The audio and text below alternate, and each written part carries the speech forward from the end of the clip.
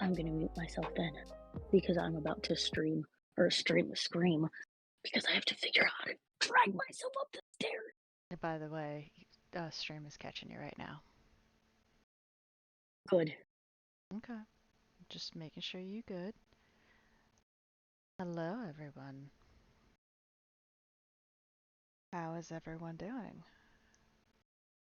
Free from ads. Awesome. Oh, welcome back, guys. Welcome back. And it's good to have all of you guys here. Um, we're going to be continuing The Magician's Nephew, and that is where it explains a lot of the things in The Lion, the Witch, and the Wardrobe, which is actually the first book written, but the author wanted it to be the second one read. So, what has happened so far is you have two children, Polly and Diggory, and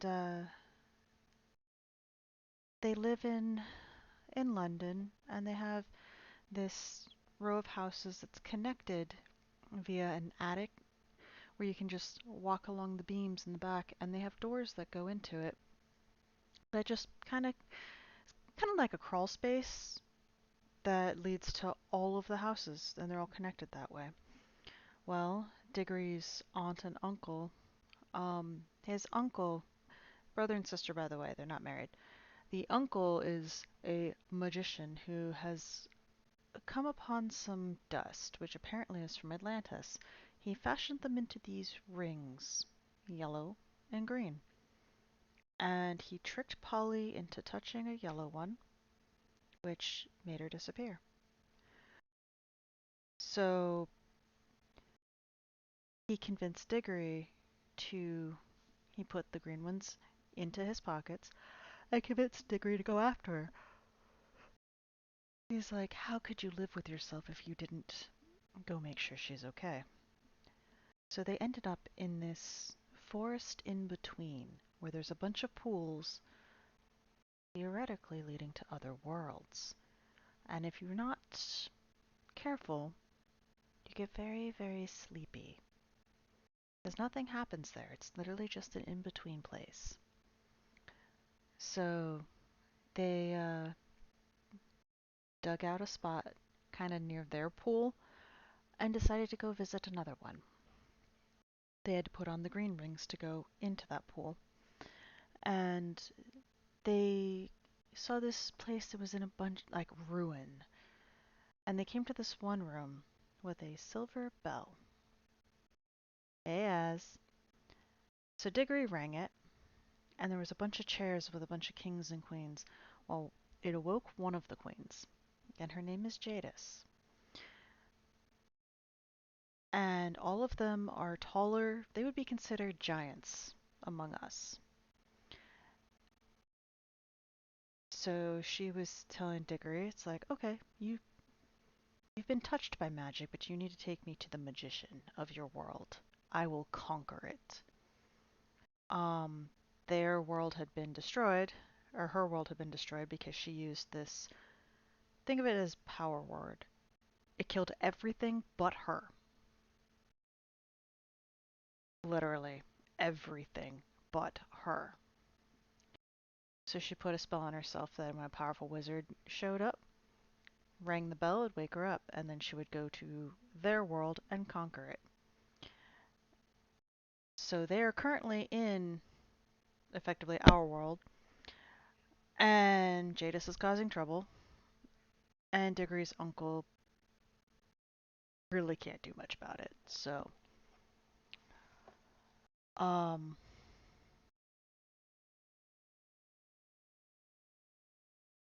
she's causing quite a stir in the streets of London right now. Oh, I'm gonna go ahead and start.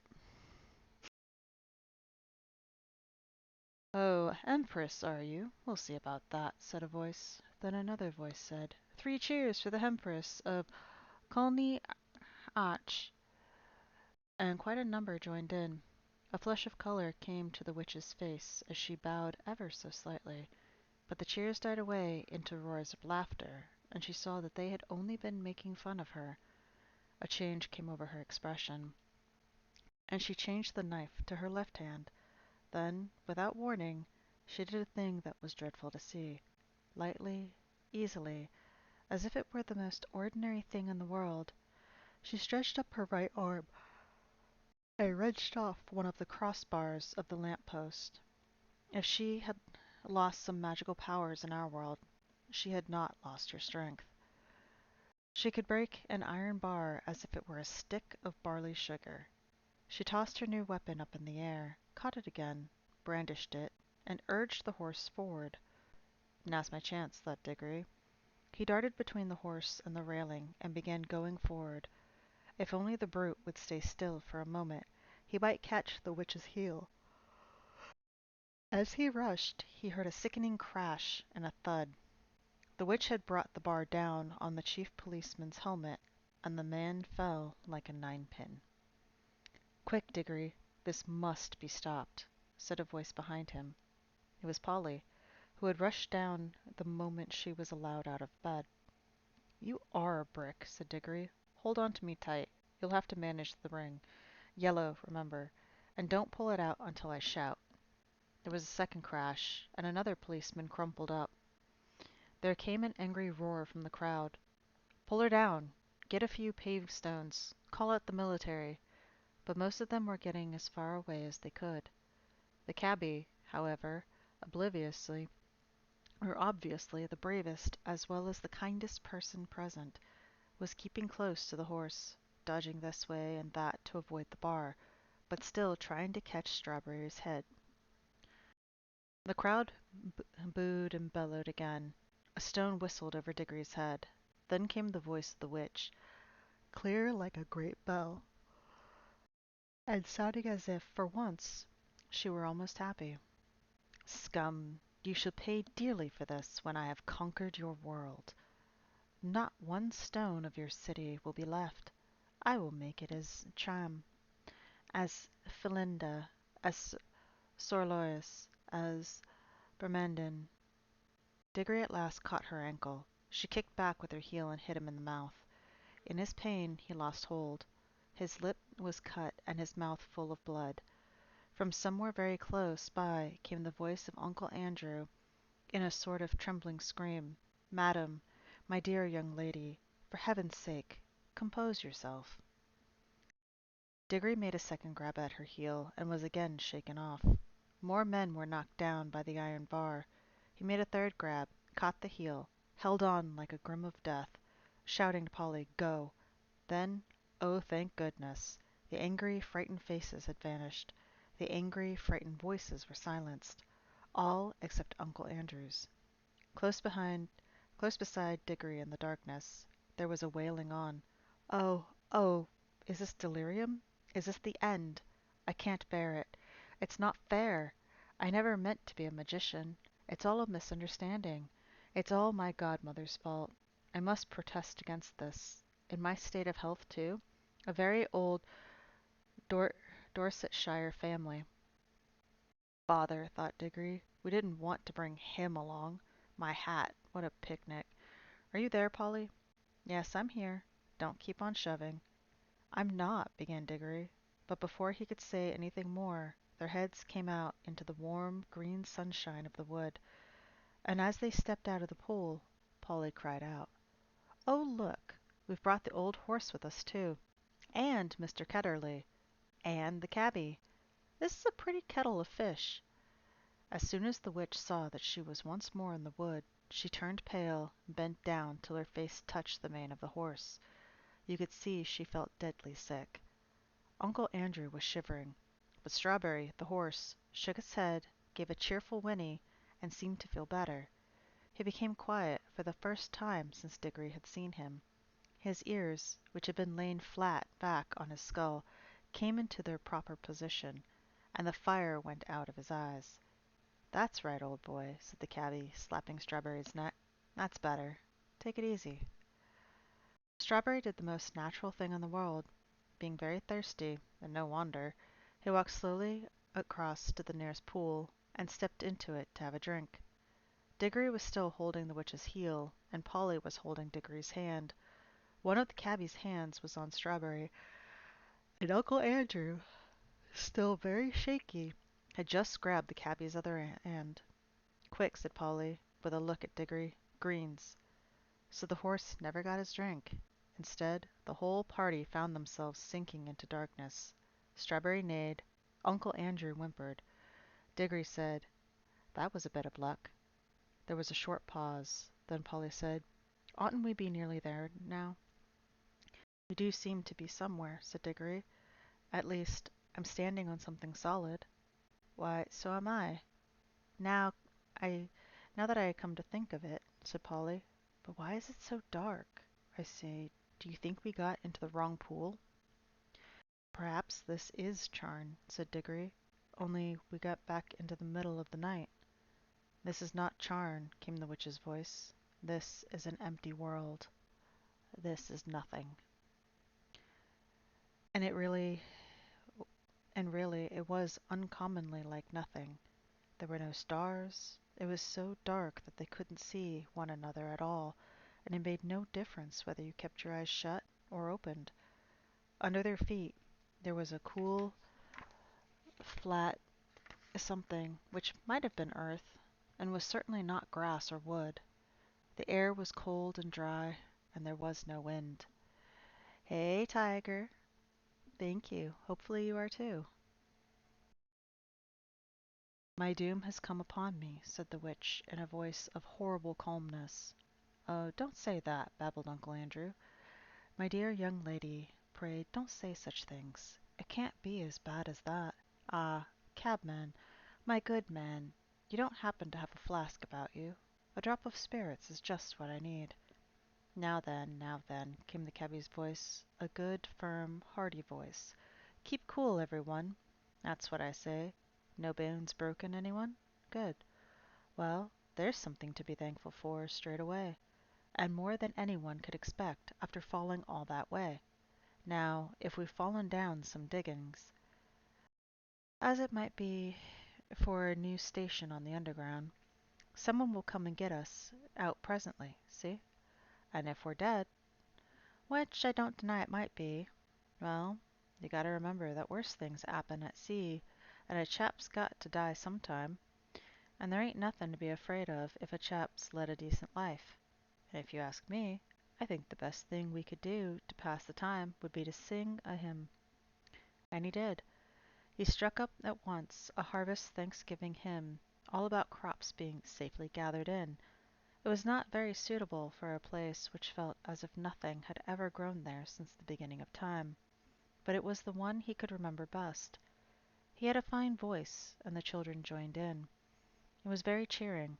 Uncle Andrew and the witch did not join in. Towards the end of the hymn, Diggory felt someone plucking at his elbow, and from a general smell of brandy and cigars and good clothes, he decided that it must be Uncle Andrew. Uncle Andrew was cautiously pulling him away from the others. When they had gone a little distance, the old man put his mouth so close to Diggory's ear that it tickled, and whispered, "Now, my boy, slip on your ring. Let's be off." But the witch had very good ears. "Fool," came her voice, and she leapt off the horse. "Have you forgotten I can hear men's thoughts? Let go the boy. If you attempt treachery, I will take such vengeance upon you as never was heard in all worlds from the beginning. And," added Diggory, "if you think I'm such a mean pig as to go off and leave Polly, and the cabby, and the horse, in a place like this, you're well mistaken." "You are a very naughty and impertinent little boy," said Uncle Andrew. "Hush," said the cabby. They all listened. In the darkness, something was happening at last. A voice had begun to sing. It was very far away, and Diggory found it hard to decide from what direction it was coming.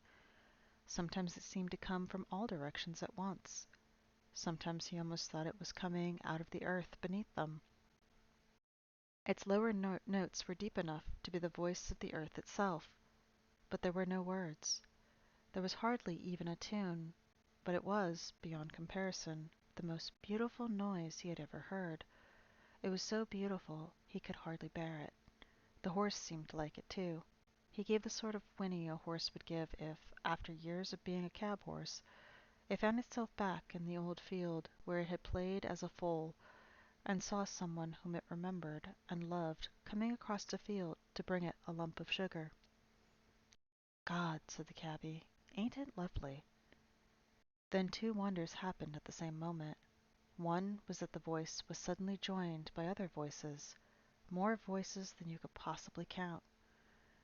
They were in harmony with it, but far higher up the scale, cold, tingling, silvery voices. The second wonder was that the blackness overhead, all at once, was blazed with stars. They didn't come out gently one by one, as they do on a summer evening. One moment there had been nothing but darkness. The next moment 1,000,000 points of light leapt out. Single stars, constellations, and planets, brighter and bigger than any in our world. There were no clouds. The new stars came, and the new voices began at exactly the same time. If you had seen and heard it, as Diggory did, you would have felt quite certain that it was the stars themselves which were singing, and that it was the first voice, the deep one, which made them appear and made them sing. "Glory be," said the cabby. "I ha' been a better man all my life if I'd known there were things like this." The voice on the earth was now louder and more triumphant, but the voices in the sky, after singing loudly with it for a time, began to get fainter, and now something else was happening. Far away and down near the horizon, the sky began to turn gray. A light wind, very fresh, began to stir. The sky in that one place grew slowly and steadily paler.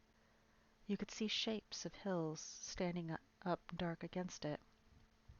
All the time the voice went on singing. There was soon light enough for them to see one another's faces. The cabby and the two children had open mouths and shining eyes. They were drinking in the sound, and they looked as if it reminded them of something.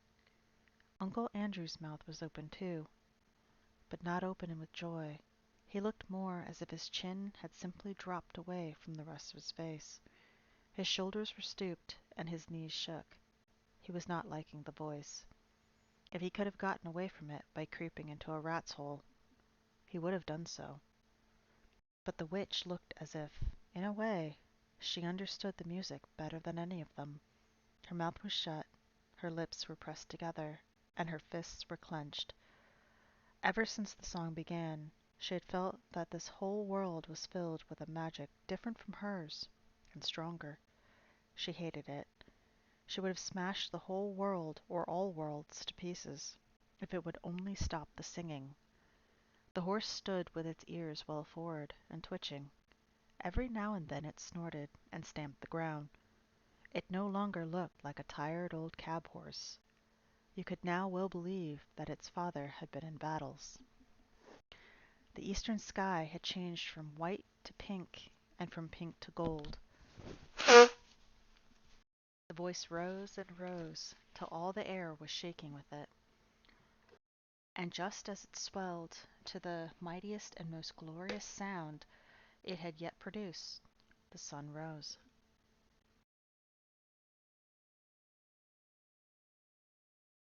Diggory had never seen such a sun. The sun above the ruins of Charn had looked older than ours. This looked younger.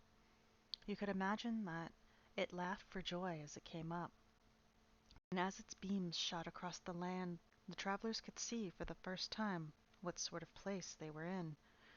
It was a valley through which a broad, swift river wound its way, flowing eastward toward the sun. Southward there were mountains, northward there were lower hills, but it was a valley of mere earth, rock, and water. There was not a tree, not a bush, not a blade of grass to be seen. The earth was of many colors. They were fresh, hot, and vivid. They made you feel excited until you saw the singer himself, and then you forgot everything else. It was a lion, huge, shaggy, and bright. It stood facing the rising sun. Its mouth was wide open in song, and it was about 300 yards away. This is a terrible world, said the witch. We must fly at once. Prepare the magic. Quite agree with you, madam, said Uncle Andrew. A most disagreeable place, completely uncivilized. If only I were a younger man and had a gun. Garn, said the cabby. You don't think you could shoot him, do you? And who would? Said Polly. Prepare the magic, old fool, said Jadis. Certainly, madam, said Uncle Andrew cunningly. I must have both the children touching me. Put on your homeward ring at once, Diggory. He wanted to get away without the witch. Oh, it's rings, is it? Cried Jadis. She would have had her hands in Diggory's pocket before you could say knife. But Diggory grabbed Polly and shouted out, Take care. If either of you come half an inch nearer, we two will vanish, and you'll be left here for good. Yes, I have a ring in my pocket that will take Polly and me home. And look, my hand is just ready, so keep your distance. I'm sorry about you, he looked at the cabby, and about the horse, but I can't help it. As for you two, he looked at Uncle Andrew and the Queen, you're both magicians, so you ought to enjoy living together. Hold your noise, everyone, said the cabby. I want to listen to the music, for the song had now changed.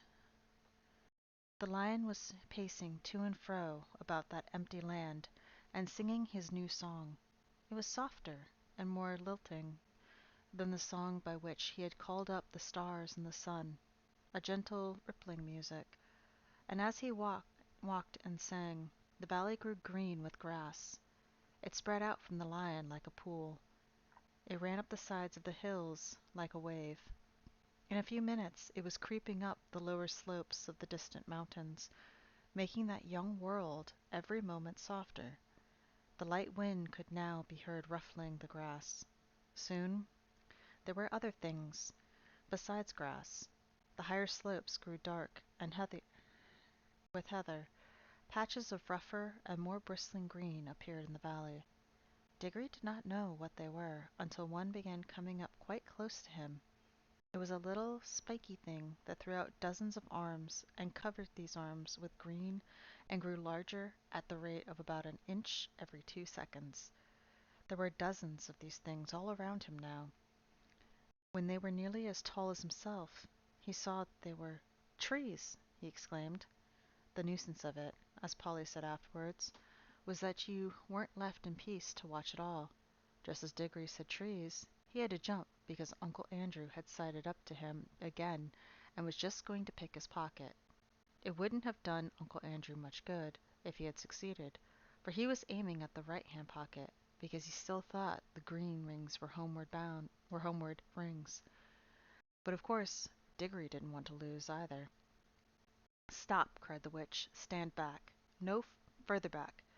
If anyone goes within 10 paces of either of the children, I will knock out his brains. She was poised She was poising with her hand the iron bar that she had torn off the lamp-post, ready to throw it.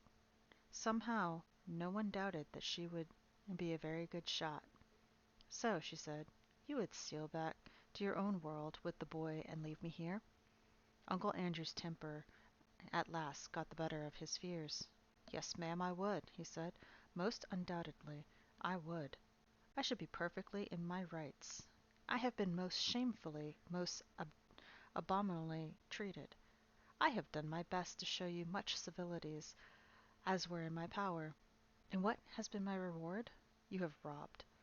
I must repeat the word robbed. A highly respectable jeweler. You have insisted on my entertaining you to an exceedingly expensive, not to say ostentatious, lunch, that I was obliged to pawn my watch and chain in order to do so. And let me tell you, madam, that none of our family have been in the habit of frequenting pawnshops, except my cousin Edward, and he was in the yeomanry. During that indigestible meal, I'm feeling the worse for it at this very moment, your behavior and conversation attracted the unfavorable attention of everyone present. I feel I have been publicly disgraced. I shall never be able to show my face in that restaurant again. You have assaulted the police. You have stolen. Oh, stow it, governor. Do stow it, said the cabby.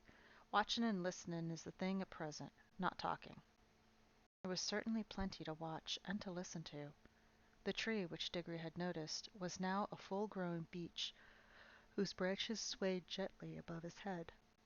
They stood on cool green grass sprinkled with daisies and buttercups. A little way off, along the river-bank, willows were growing. On the other side, tangles of flowering currant, lilac, wild rose, and rhododendron closed them in. The horse was tearing up delicious mouthfuls of new grass. All this time the lion's song, and his stately prowl to and fro, backward and forward, was going on. What was rather alarming was that at each turn he came a little nearer. Polly was finding the song more and more interesting because she thought she was beginning to see the connection between the music and the things that were happening.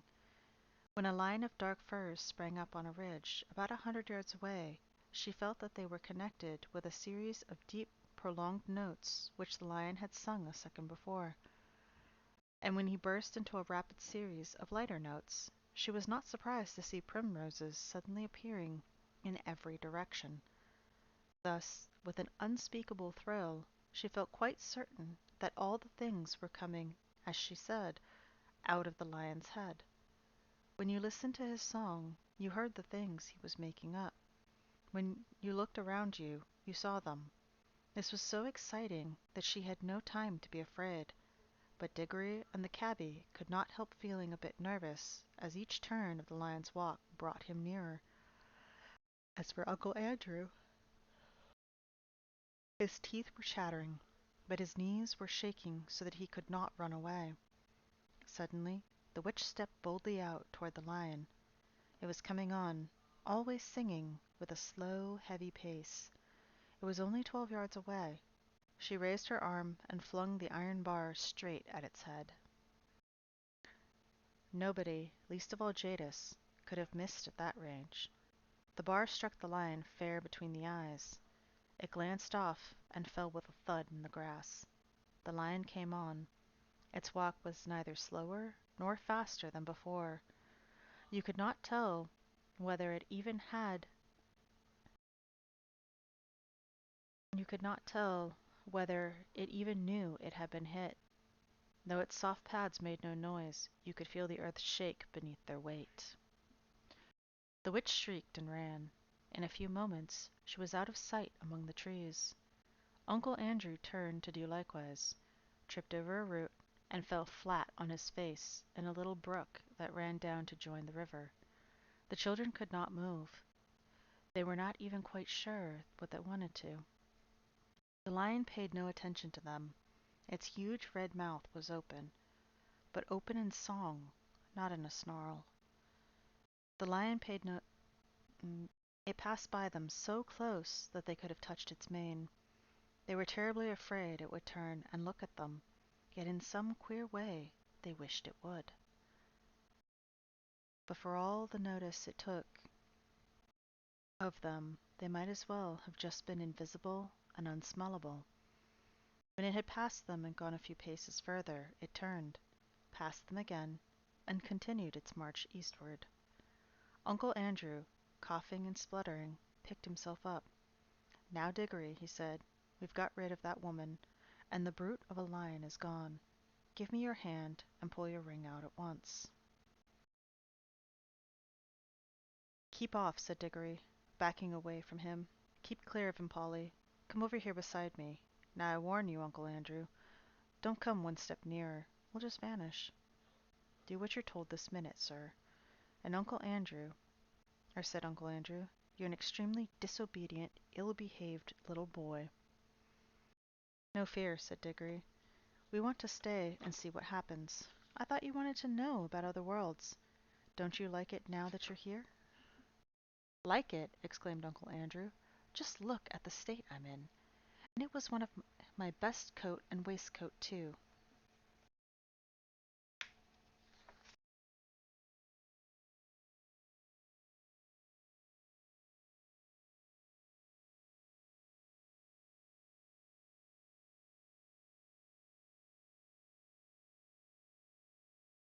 He certainly was a dreadful sight by now.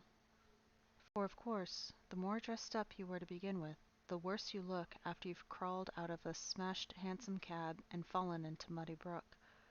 I'm not staying, he added, but this is a most interesting place.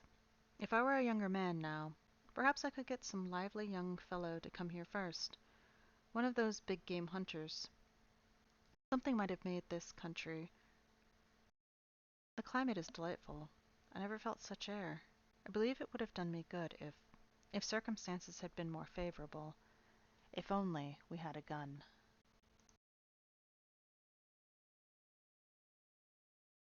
Guns are guns be blowed, said the cabby. I think I'll go and see if I can give Strawberry a rub down. That horse has more sense than somehow humans as I could mention. He walked back to Strawberry and began making hissing noises that grooms make. Do you think that lion could be killed by a gun? Asked Diggory. He didn't mind the iron bar much. With all her faults, said Uncle Andrew. That's a plucky gel, my boy. It was a spirited thing to do. He rubbed his hands and cracked his knuckles, as if he were once more forgetting how the witch frightened him whenever she was really there. It was a wicked thing to do, said Polly. What harm could he have done her? Hello? What's that? Said Diggory. He had darted forward to examine something only a few yards away. I say, Polly, he called back, do come and look. Uncle Andrew came with her, not because he wanted to see, but because he wanted to keep close to the children. There might be a chance of stealing their rings.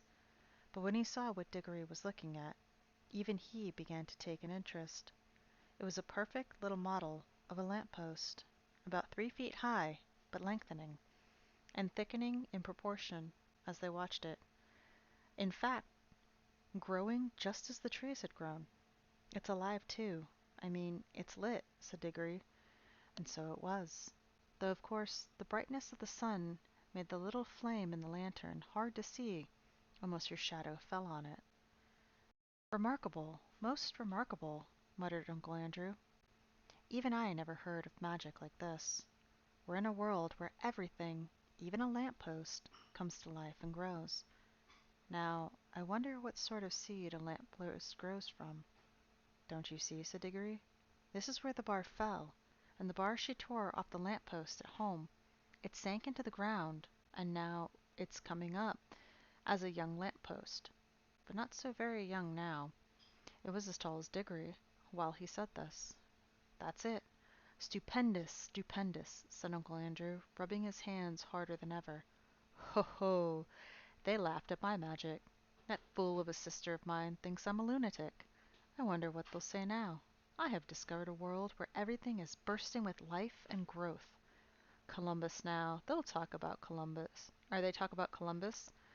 But what was America to this?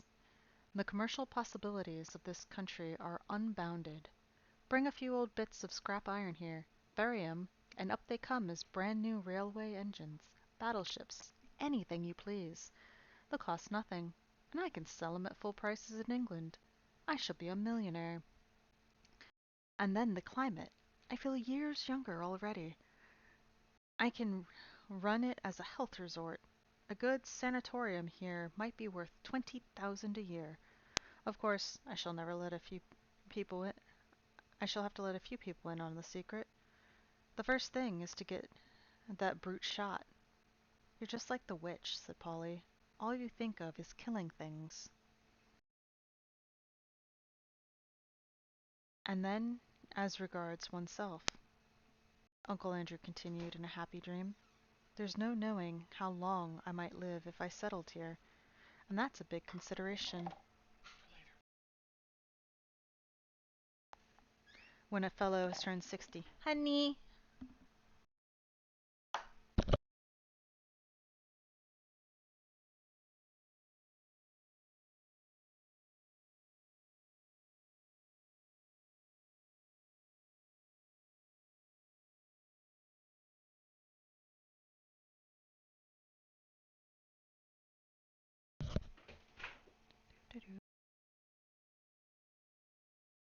I shouldn't be surprised if I never grew a day older in this country.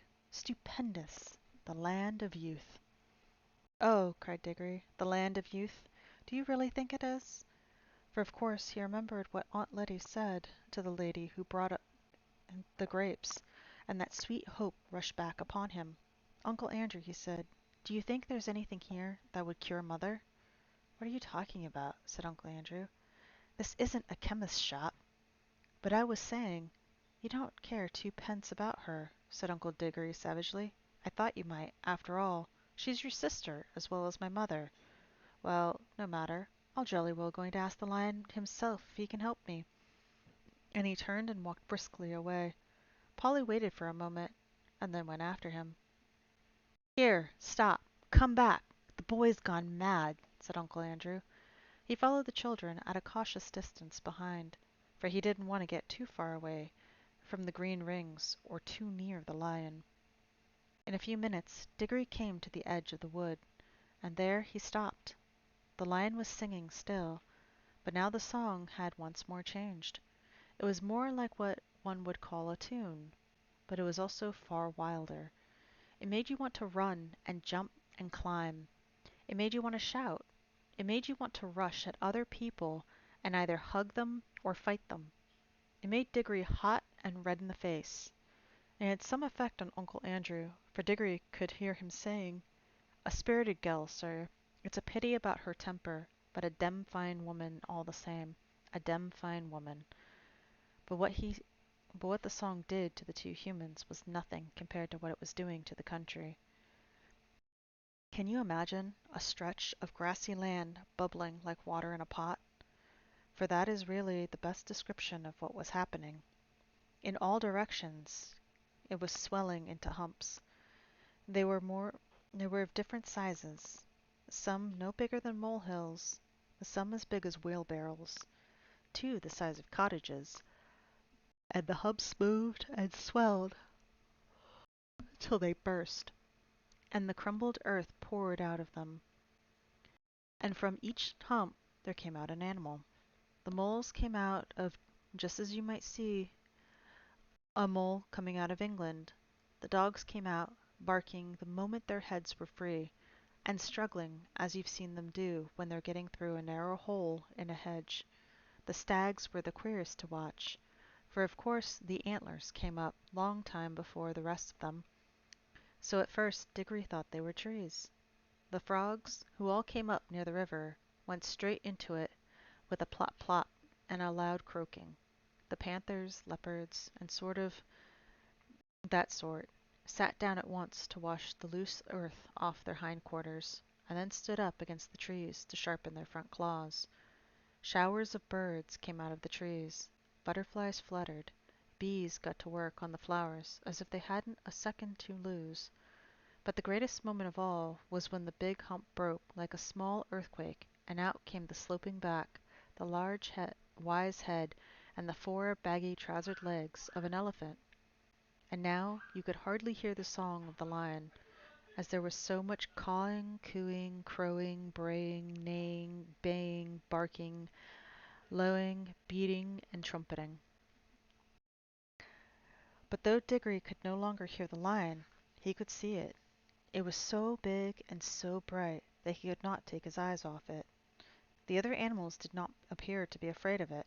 Indeed, at that very moment, Diggory heard the sound of hoofs from behind. A second later, the old cab horse trotted past him and joined the other beasts. The air had apparently suited him so well as it had suited Uncle Andrew. He no longer looked like the poor old slave he had been in London. He was picking up his feet and holding his head erect. And now, for the first time, the lion was quite silent. He was going to and fro among the animals, and every now and then he would go up to two of them, always two at a time, and touch their noses with his. He would touch two beavers among all the beavers, two leopards among all the leopards, one stag and one deer among all the deer, and leave the rest. Some sorts of animal he passed over altogether, but the pairs of which he had touched instantly left their own kinds and followed him. At last he stood still, and all the creatures whom he had touched came and stood in a wide circle around him. The others, whom he had not touched, began to wander away. Their noises faded gradually into the distance. The chosen beasts who remained were now utterly silent, all with their eyes fixed intently upon the lion.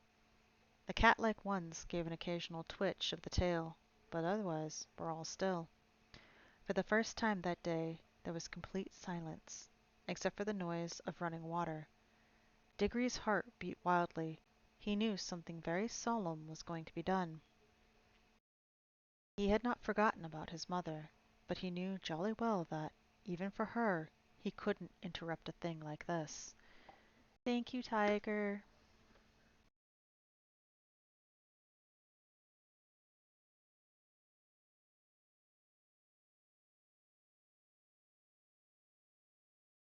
The lion, whose eyes never blinked, stared at the animals as hard as if he was going to burn them up with his mere stare. And gradually a change came over them.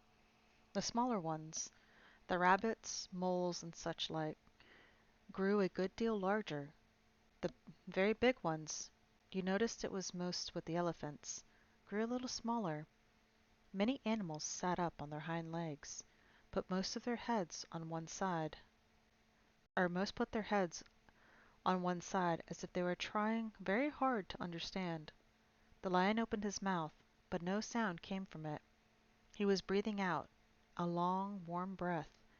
It seemed to sway all the beasts as the wind sways a line of trees.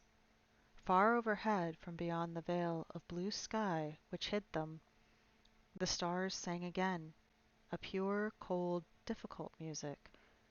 Then there came a swift flash like fire, but it burnt nobody, either from the sky or from the lion itself, and every drop of blood tingled in the children's bodies, and the deepest, wildest voice they'd ever heard was saying, Narnia, Narnia, Narnia awake, love, think, speak, be walking trees, be talking beasts, be divine waters.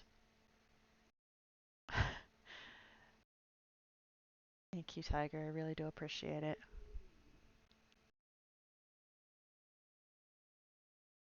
It was, of course, the lion's voice.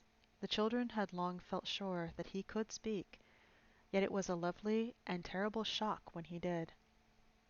Out of the trees wild people stepped forth, gods and goddesses of the wood.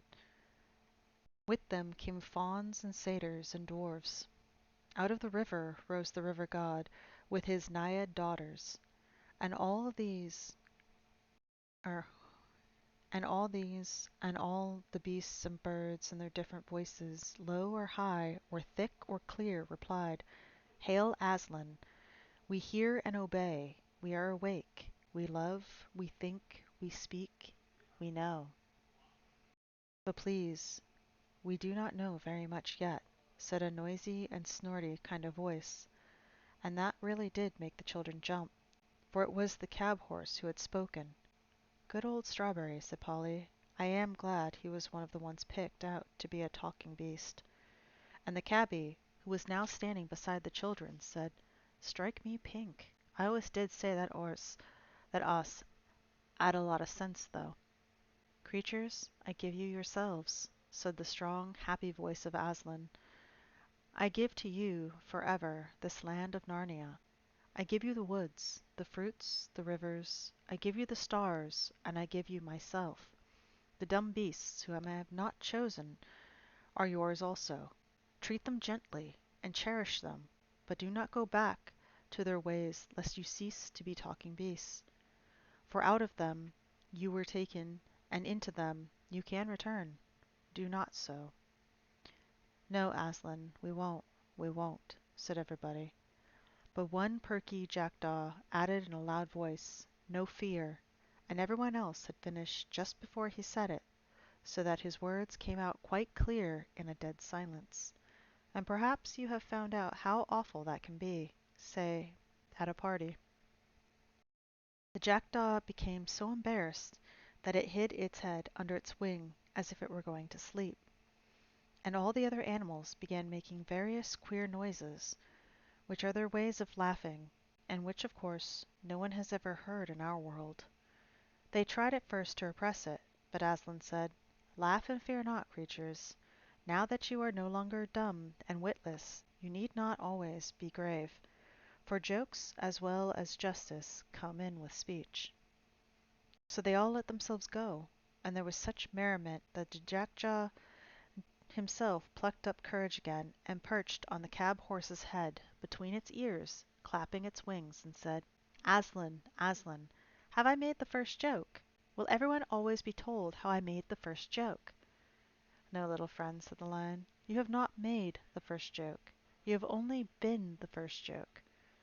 Then everyone laughed more than ever, but the Jackdaw didn't mind and laughed just as loud till the horse shook its head and the Jackdaw lost its balance and fell off, but remembered its wings.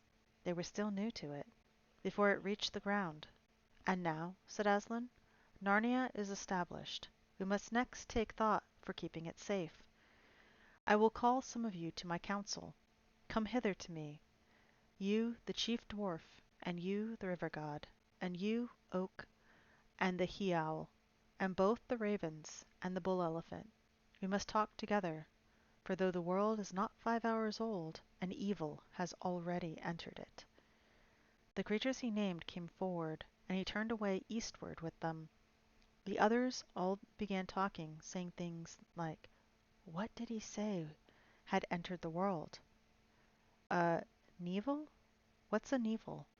No, he didn't say a Nevil, he said weevil. Well, what's that?" "Look here," said Diggory to Polly. "I've got to go after him. Aslan, I mean the lion. I must speak to him." "Do you think we can?" said Polly. "I wouldn't dare." "I've got to," said Diggory. "It's about Mother. If anyone could give me something that would do her good, it would be him." "I'll come along with you," said the cabby. "I like the looks of him, and I don't reckon these other beasts will go for us. And I want a word with old Strawberry." So all three of them stepped out boldly, or as boldly as they could, toward the assembly of animals.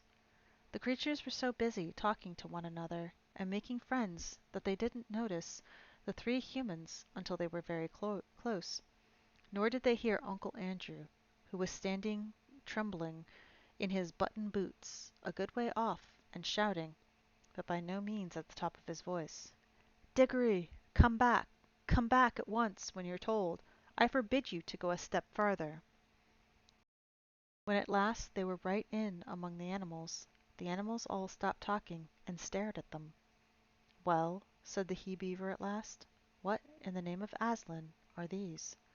"Please," began Diggory in a rather a breathless voice, when a rabbit said, "They're a kind of large lettuce. That's my belief." "No, we're not. Honestly, we're not," said Polly hastily. "We're not at all nice to eat." "There," said the mole, "they can talk. Who ever heard of talking lettuce?" "Perhaps they're the second joke," suggested the jackdaw. A panther, which had been washing its face, stopped for a moment to say, "Well, if they are, they're nothing like so good as the first one. At least, I don't see anything very funny about them." It yawned and went on with its wash. "Oh, please," said Diggory. "I'm in such a hurry, and I want to see the lion." All this time the cabby had been trying to catch Strawberry's eye. Now he did. "Now, Strawberry, old boy," he said, "you know me. You ain't goin' to stand there and say you don't know me." "What's this thing talking about, horse?" said several voices. "Well," said Strawberry very slowly, "I don't exactly know. I think most of us don't know much about anything yet. But I've a sort of idea I've seen a thing like this before. I've a feeling I lived somewhere else, or was something else, before Aslan woke us all up a few minutes ago. It's a very muddled, like a dream. But there were things like these three in the dream." "What?" said the cabby. "Not know me? Me, what used to bring you a hot mash of an evening when you were out of sorts? Me that rubbed you down proper? Me that never forgot to put your cloth on you and have you if you was standing in the cold? I wouldn't have thought it of you, Strawberry." "It does begin to come back," said the horse thoughtfully. "Yes, let me think now. Let me think. Yes, you used to tie a horrid black thing behind me, and then hit me and make me run. And however far I ran, this black thing would always be coming rattle rattle behind me. We add our living to earn, see, said the cabby. Yours the same as mine. And if there hadn't been no work and no whip, there'd have been no stable, no hay, no mash, and no oats. For you did get a taste of oats when I could afford 'em, which no one can deny. Oats, said the horse, picking up his ears. Yes, I remember something about that. Yes, I remember more and more. You were always sitting up somewhere behind, and I always running in front, pulling you in the black thing. I know I did all the work. Summer, I grant you, said the cabby. Hot work for you and cool seat for me. But what about winter, old boy? When you was keepin' yourself warm, and I was sitting up there with my feet like ice, and my nose fair pinched off me with the wind, and my 'ands that numb I couldn't 'ardly 'old the reins. It was a hard, cruel country, said Strawberry. There was no grass, all hard stones. Too true, mate, too true, said the cabby. A 'ard world it was. I always did say those paving stones weren't fair on any us. That's Lunnon, that is. I didn't like it no more than what you did. You were a country 'oss, and I was a country man. Used to sing in the choir, I did, down at 'ome, but there wasn't a livin' for me there. Oh, please, please, said Diggory, could we get on? The lion's getting farther and farther away, and I do want to speak to him so dreadfully badly. Look 'ere, Strawberry, said the cabby. This young gentleman 'as something on his mind, and he wants to talk to the lion about 'im you call Aslan. Suppose you let him ride on your back, which he'd take it very kindly, and trot him over to where the lion is, and me and this little girl will be following along. Ride, said Strawberry. Oh, I remember now. That means sitting on my back. Remember there used to be a little one of you two-leggers who used to do that a long ago. He used to have a little hard, square lumps of some white stuff that he gave me. They tasted, oh, wonderful, sweeter than grass. Ah, that'd be sugar, said the cabby. Please, Strawberry, begged Diggory, do let me get up and take me to Aslan. Well, I don't mind, said the horse. Not for once, in a way. Up you get. Good old Strawberry, said the cabby. 'Ere, young un, I'll give you a lift. Diggory was soon on Strawberry's back, and quite comfortable, for he had ridden bareback before on his own pony. Now, do gee up, Strawberry, he said. You don't happen to have a bit of that white stuff about you, I suppose, said the horse. No, I'm afraid I haven't, said Diggory. Well, it can't be helped, said Strawberry, and off they went. At the moment, a large bulldog, who had been sniffing and staring very hard, said, Look, isn't there another of these queer creatures over there beside the river, under the trees? Then all the animals looked up and saw Andrew standing very still among the rhododendrons, and hoping he wouldn't be noticed. Come on, said several voices. Let's go and find out. So while Strawberry was briskly trotting away with Diggory on one direction, and Polly and the cabby were following on foot, most of the creatures rushed toward Uncle Andrew with roars, barks, grunts, and various noises of cheerful interest. We must go back a bit and explain what the whole scene had looked like from Uncle Andrew's point of view. It had not made at all the same impression on him as on the cabby and the children, for what you see and hear depends a good deal on where you're standing. It also depends on what sort of person you are. Ever since the animals had first appeared, Uncle Andrew had been shrinking further and further back into the thicket. He watched them very hard, of course, but he wasn't really interested in seeing what they were doing, only in seeing whether they were going to make a rush at him. Like the witch, he was dreadfully practical. He didn't dare notice that Aslan was choosing one pair out of every kind of beast. All he saw, or thought he saw, was a lot of dangerous wild animals walking vaguely about, and he kept on wondering why the other animals didn't run away from the big lion. When the great moment came and the beast spoke, he missed the whole point, for a rather interesting reason. When the lion had first begun singing, long ago when it was still quite dark, he had realized that the noise was a song, and he had disliked the song very much. It made him think and feel things he did not want to think and feel. Then, when the sun rose and he saw the singer was a lion, only a lion, as he had said to himself, he tried his hardest to make believe it wasn't singing, and never had been singing, only roaring as any lion might do in a zoo in our own world. Of course, it can't really have been singing, he thought. I must have imagined it. I've been letting my nerves get out of order. Who ever heard of a lion singing?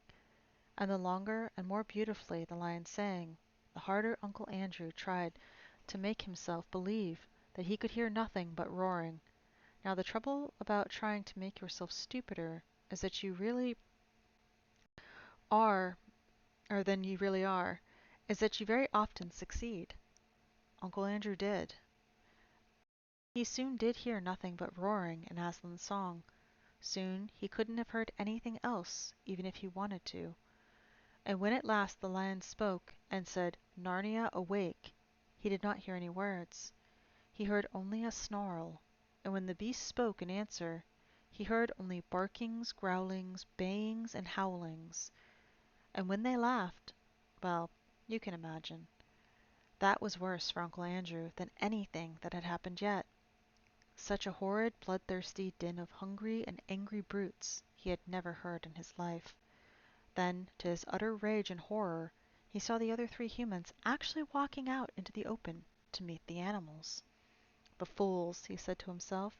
Now those brutes will eat the rings along with the children, and I'll never be able to get home again. What a selfish little boy that Diggory is. And the others are just as bad. If they want to throw away their own lives, that's their business. But what about me? They didn't think of that. No one thinks of me. Finally, when a whole crowd of animals came rushing toward him, he turned and ran for his life.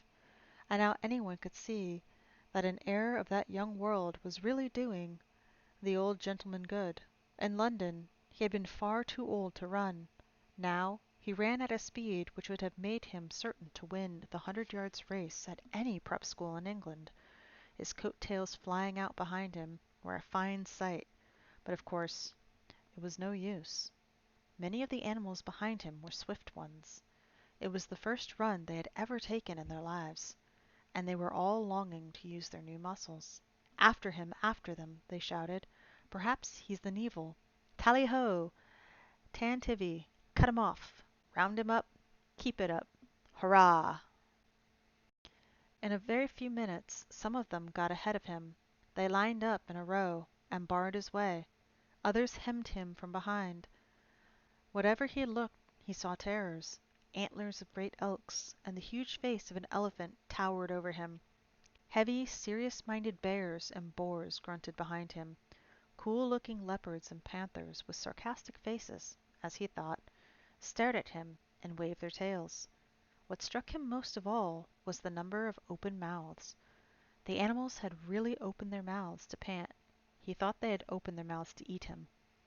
Uncle Andrew stood trembling and swaying this way and that. He had never liked animals at the best of times, being usually rather afraid of them. And of course, years of doing cruel experiments on animals had made him hate and fear them far more.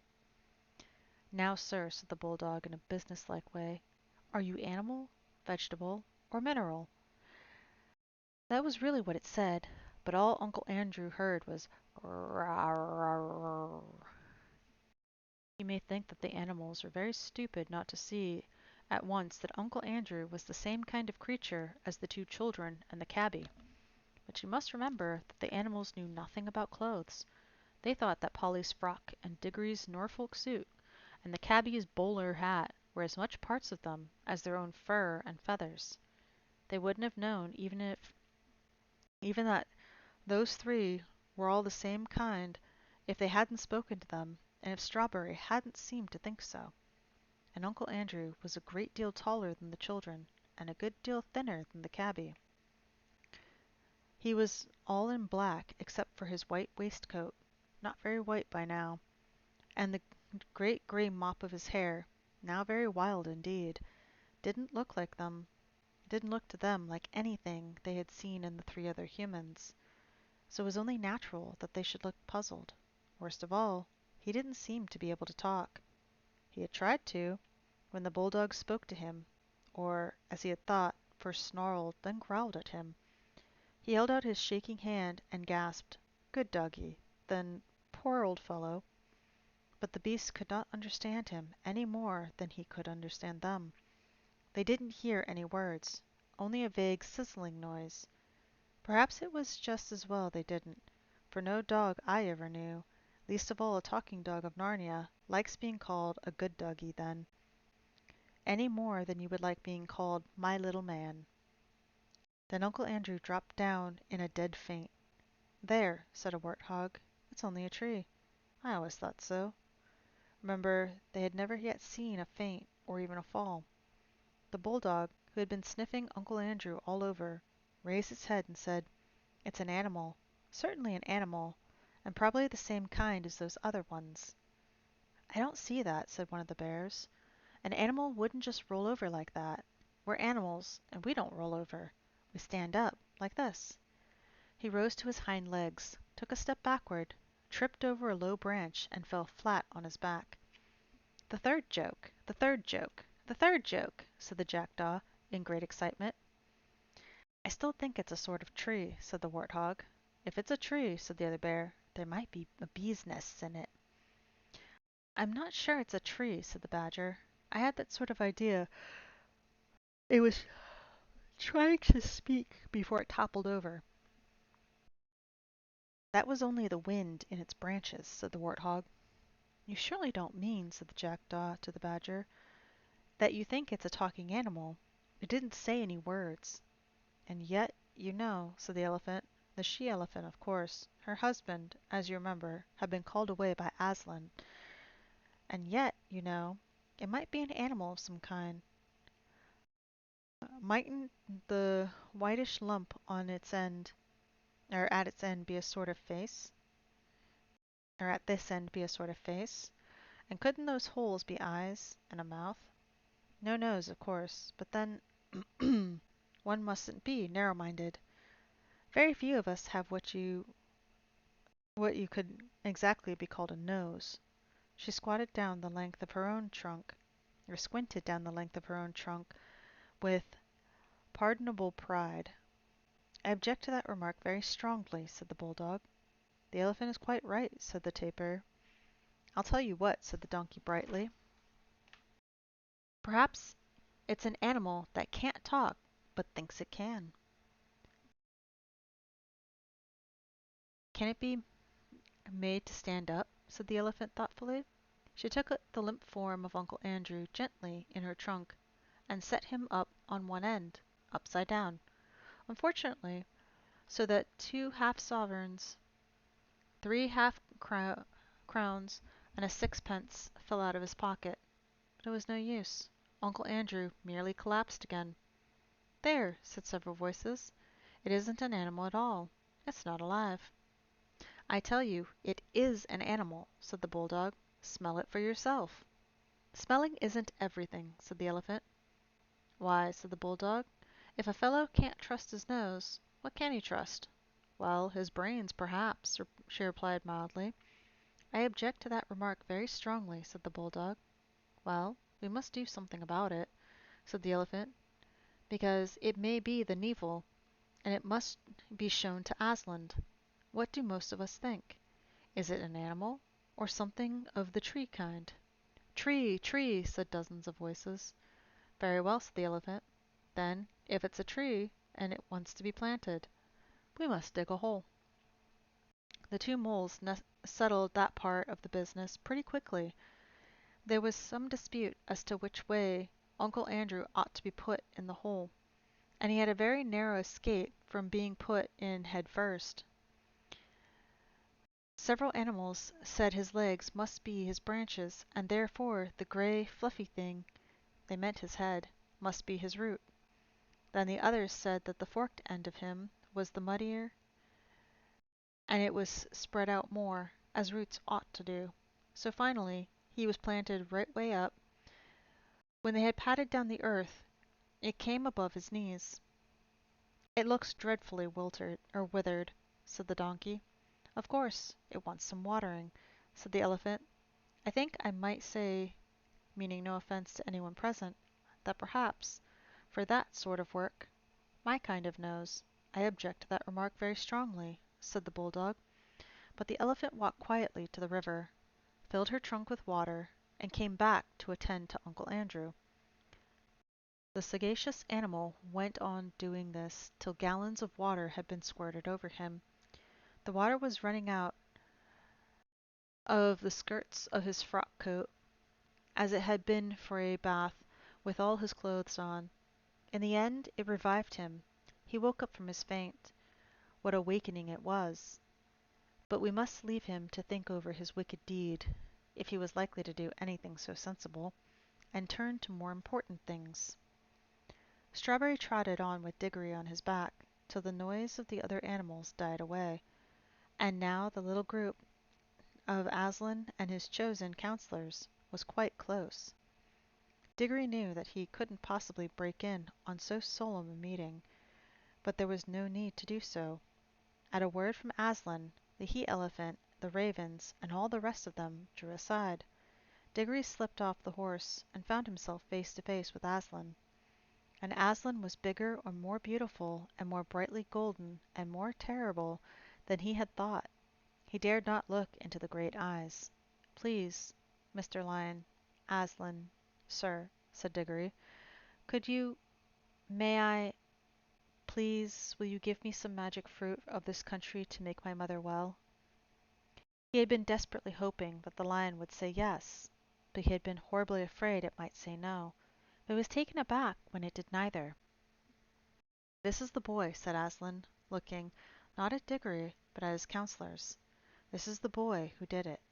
Oh dear, thought Diggory, what have I done now? Son of Adam, said the lion, there is an evil witch abroad in my new land of Narnia. Tell these good beasts how she came here. A dozen different things that he might say flashed through Diggory's mind, but he had the sense to say nothing except the exact truth. I brought her, Aslan, he answered in a low voice. For what purpose? I wanted to get her out of my own world, back into her own. I thought I was taking her back to her own place. How came she to be in your world, son of Adam? By magic? The lion said nothing, and Diggory knew that he had not told enough. It was my uncle, Aslan, he said. He sent us out of our own world by magic rings. At least, I had to go, because he sent Polly first, and then we met the witch in a place called Charn, and she just held on to us when— You met the witch? Said Aslan in a low voice, which had the threat of a growl in it. She woke up, said Diggory wretchedly, and then, turning very white, I woke her, because I wanted to know what would happen if I struck a bell. Polly didn't want to. It wasn't her fault. I fought her. I know I shouldn't have. I think I was a bit enchanted by the writing under the bell. Do you? Asked Aslan, speaking very low and deep. No, said Diggory. I see now I wasn't. I was only pretending. There was a long pause, and Diggory was thinking all the time. I've spoiled everything. There's no chance in getting anything from Mother now. When the lion spoke again, it was not to Diggory. You see, friends, he said, that before the new, clean world I gave you is 7 hours old, a force of evil has already entered it, wakened and brought hither by this son of Adam. The beasts, even Strawberry, all turned their eyes on Diggory, till he felt that he wished the ground would swallow him up. But do not be cast down, said Aslan, still speaking to the beasts. Evil will come of that evil, but it is still a long way off, and I will see to it that the worst falls upon myself.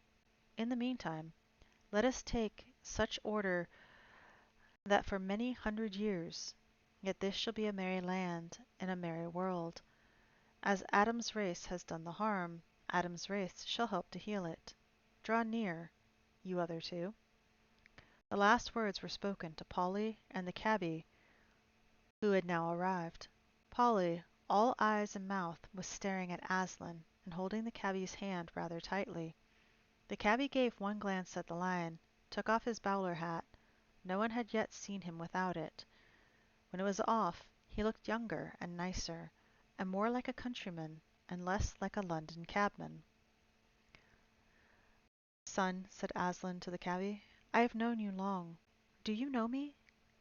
"Well, no, sir," said the cabby, "leastways, not in an ordinary manner of speaking. Yet I feel somehow, if I may make so free, as 'ow we've met before." "It is well," said the lion. "You know better than you think you know, and you shall live to know me better yet. How does this land please you?" "It's a fair treat, sir," said the cabby. "Would you like to live here always?" "Well, you see, sir, I'm a married man," said the cabby. "If my wife was here neither of us would ever want to go back to London, I reckon. We're both country folk, really." Aslan threw up his shaggy mane head, opened his mouth, and uttered a long, single note, not very loud, but full of power. Polly's heart jumped in her body when she heard it. She felt sure that it was a call, and that any one who heard the call would want to obey it, and, what's more, would be able to obey it, however many worlds and ages lay between. And so, though she was filled with wonder, she was not really astonished or shocked when all of a sudden a young woman with a kind, honest face stepped out of nowhere and stood beside her. Polly knew at once that it was the cabby's wife, fetched out of our world, not by any tiresome magic rings, but quickly, simply, and sweetly, as a bird flies to its nest. The young woman had apparently been in the middle of a washing day, for she wore an apron, her sleeves were rolled up to the elbow, and there were soap suds on her hands. If she had had time to put on her good clothes, her best hat had imitation cherries on it. She would have looked dreadful as it was. Er, She looked rather nice. She would have looked dreadful. As it was, she looked rather nice. Of course, she thought she was dreaming. That was why she didn't rush across to her husband and ask him what on earth had happened to them both. But when she looked at the lion, she couldn't feel quite so sure that it was a dream. Yet, for some reason, she did not appear to be very frightened. Then she still knew how to do, then she dropped a little half curtsy, as some country girls still knew how to do in those days. After that, she went and put her hand in the cabby's hand, and stood there looking round her a little shyly. "My children," said Aslan, fixing his eyes on both of them, "you are to be the first king and queen of Narnia." The cabby opened his mouth in astonishment, and his wife turned very red. "You shall rule and name all these creatures, and do justice among them, and protect them from their enemies, and when enemies arise. And enemies will arise, for there is an evil witch in this world." The cabby swallowed hard 2 or 3 times and cleared his throat. "Begging your pardon, sir," he said, "and thanking you very much, I'm sure, which my missus does the same, but I ain't no sort of chap for a job like that. I never 'ad much eddication, you see." "Well," said Aslan, "can you use a spade and a plough and raise food out of the earth?" Yes, sir. I could do a bit of that sort of work, being brought up to it like." "Can you rule these creatures kindly and fairly, remembering that they are not slaves like the dumb beasts of the world you both were born in, but talking beasts and free subjects?" "I see that, sir," replied the cabby. "I'd try to do the square thing by them all." "And would you bring up your children and grandchildren to do the same?" "It'd be up to me to try, sir. I'd do my best. Wouldn't we, Nellie?" "And you wouldn't have favorites either among your children or among the other creatures, or let any hold another under or use it hardly?" "I'd never abide such goings on, sir, and that's the truth. I'd give 'em what for if I caught 'em at it," said the cabby. Although this conversation his voice was growing slower and richer, more like the country voice he must have had as a boy, and less like the sharp, quick voice of a cockney. "And if enemies came against the land, for enemies will rise, and there was war, would you be the first in the charge And the last in the retreat? Well, sir, said the cabby very slowly, a chap don't exactly know till he's been tried. I dare say I might turn out ever so much of a soft 'un. Never did no fightin' except with my fists. I'd try, that is, I 'ope I'd try, to do my best. Then, said Aslan, you will have done all that a king should do. Your coronation will be held presently, and you and your children and grandchildren shall be blessed. And some will be kings of Narnia, and others will be kings of Archenland, which lies yonder over the southern mountains. And you, little daughter, here he turned to Polly, are welcome. Have you forgiven the boy for the violence he did to you in the Hall of Images, in the desolate palace of Cursed Charn? Yes, Aslan, we've made up, said Pollen. That is well, said Aslan. And now for the boy himself. Diggory kept his mouth very tight shut. He had been growing more and more uncomfortable. He hoped that, whatever happened, he wouldn't blub or do anything ridiculous. Son of Adam, said Aslan, are you ready to undo the wrong that you have done to my sweet country of Narnia on the very day of its birth? Well, I don't see what I can do, said Diggory. You see, the Queen ran away, and I asked, are you ready? Said the Lion. Yes, said Diggory. He had had, for a second, some wild idea of saying, I'll try to help you if you promise to help my mother. But he realized in time that the Lion was not all the sort of person one could try to make bargains with. But when he said yes, he thought of his mother, and he thought of the great hopes he had had, and how they were all dying away, and a lump came to his throat, and tears to his eyes, and he blurted out, But please, please, can't you give me something that will cure mother? Up till then he had been looking at the lion's great feet and the huge claws on them. Now, in his despair, he looked up at his face. What he saw surprised him as much as anything in his whole life, for the tawny face was bent down near his own, and, wonder of wonders, great shining tears stood in the lion's eyes. They were such big, bright tears compared with Diggory's own that for a moment he felt as if the lion must really be sorrier about his mother than he was himself. My son, said Aslan, I know. Grief is great. Only you and I in this land know that yet. Let us be good to one another. But I have to think of hundreds of years in the life of Narnia. The witch whom you have brought into this world will come back to Narnia again, but it need not be yet. It is my wish to plant in Narnia a tree that she will not dare to approach, and that tree will protect Narnia from her for many years. So this land shall have a long, bright morning before any clouds come over the sun. You must get me the seed from which the tree is to grow. Yes, sir, said Diggory. He didn't know how it was to be done, but he felt quite sure now that he should be able to do it. The lion drew a deep breath, stooped his head even lower, and gave him a lion's kiss. And at once Diggory felt that new strength and courage had gone into him. Dear son, said Aslan, I will tell you what you must do. Turn and look to the west, and tell me, what do you see? I see terribly big mountains, Aslan, said Diggory.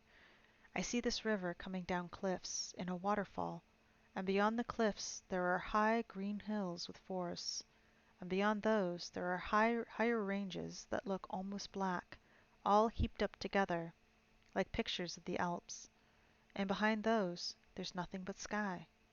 You see well, said the lion. Now the land of Narnia ends where the waterfall comes down, and once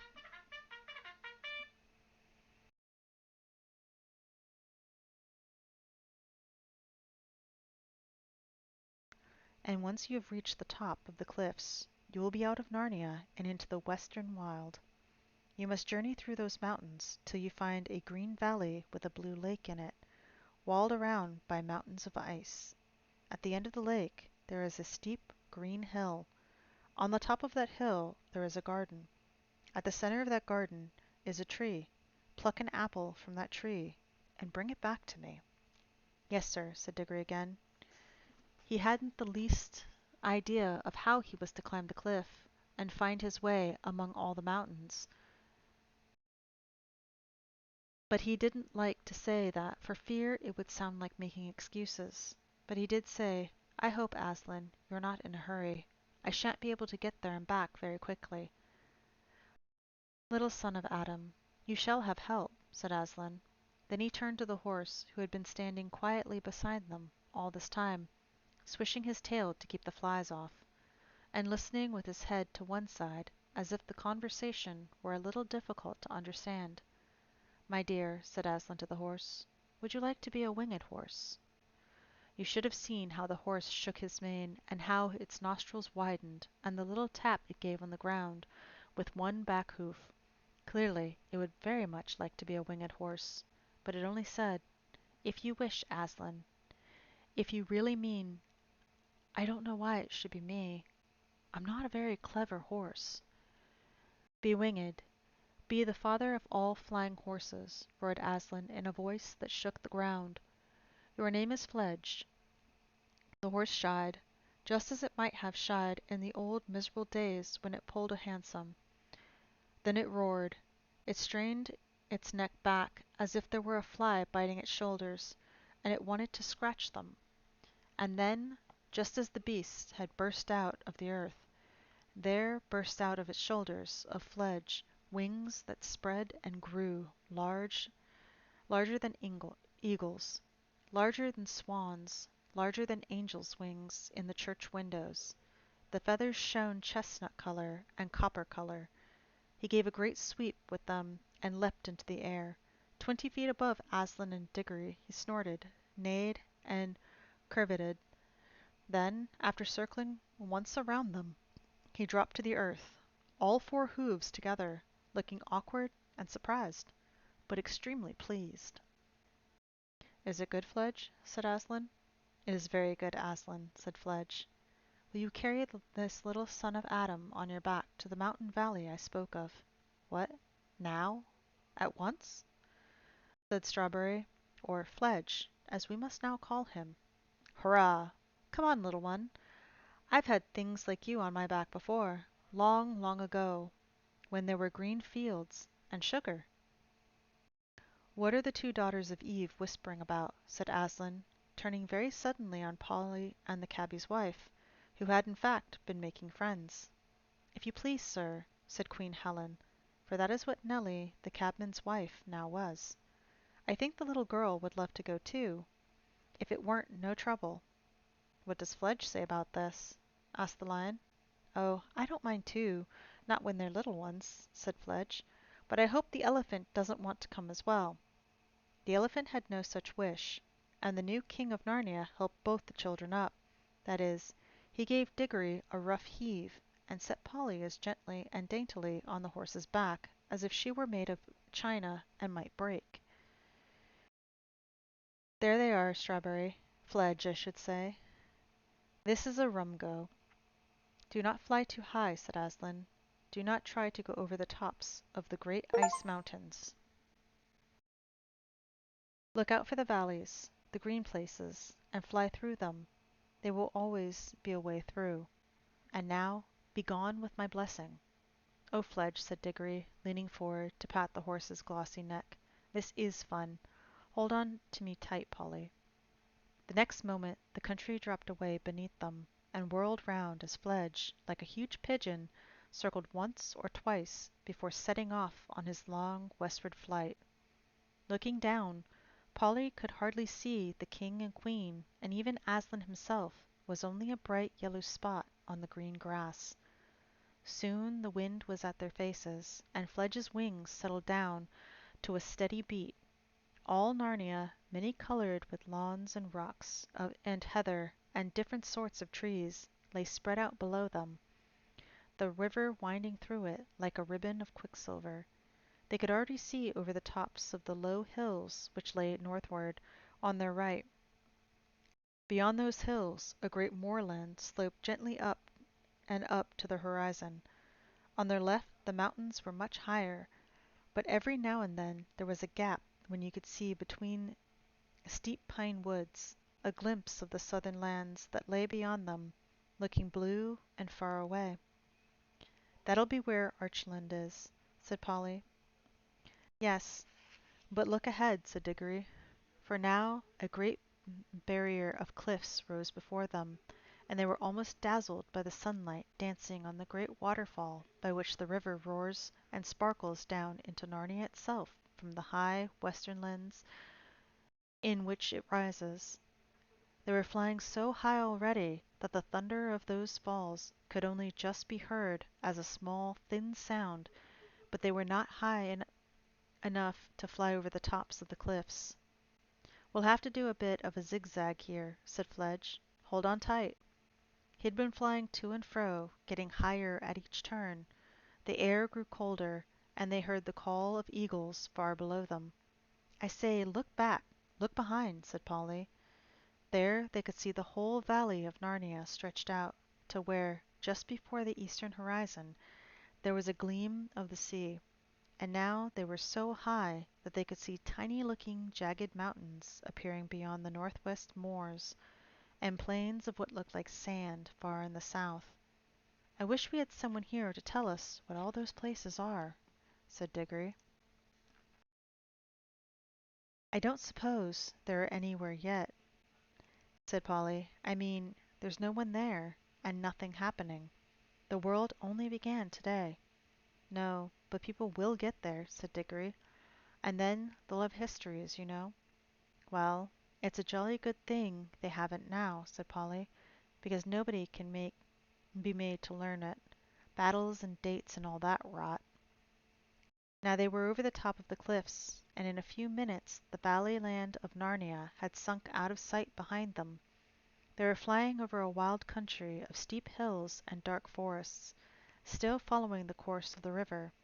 The really big mountains loomed ahead, but the sun was now in the travelers' eyes, and they couldn't see things very clearly in that direction, for the sun sank lower and lower till the western sky was all like one great furnace full of melted gold, and it set at last behind a jagged peak which stood up against the brightness as sharp and flat as if it were cut out of cardboard.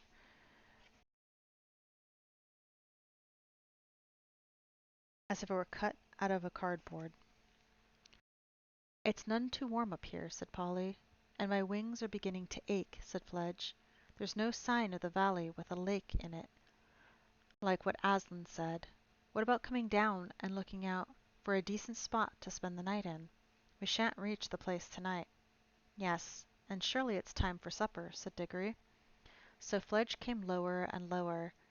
As they came down nearer to the earth, and among the hills, the air grew warmer, and after traveling so many hours with nothing to listen to but the beat of Fledge's wings, it was nice to hear the homely and earthly noises again. The chatter of the river on its stony bed, and the creaking of trees in the light wind. A warm, good smell of sun-baked earth and grass and flowers came up to them. At last Fledge alighted. Diggory rolled off and helped Polly to dismount.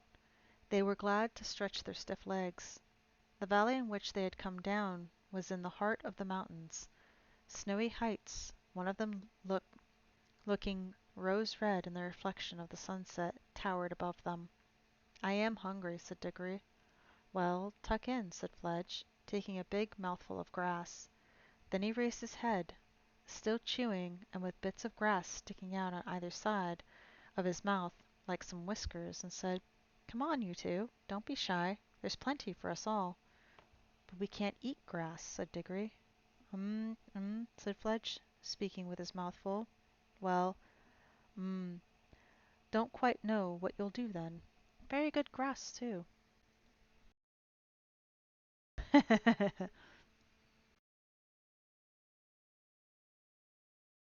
Save your points, Tiger. I'm taking a drink now.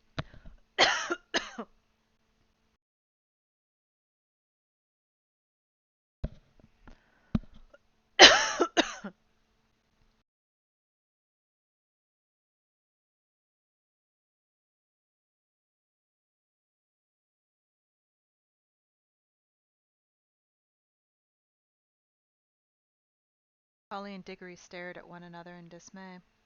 Well, I do think someone might have arranged about our meals, said Diggory.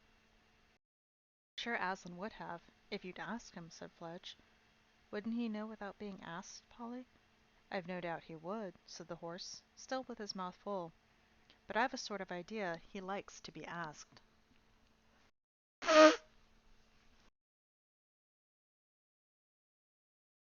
What on earth are we to do? Asked Diggory.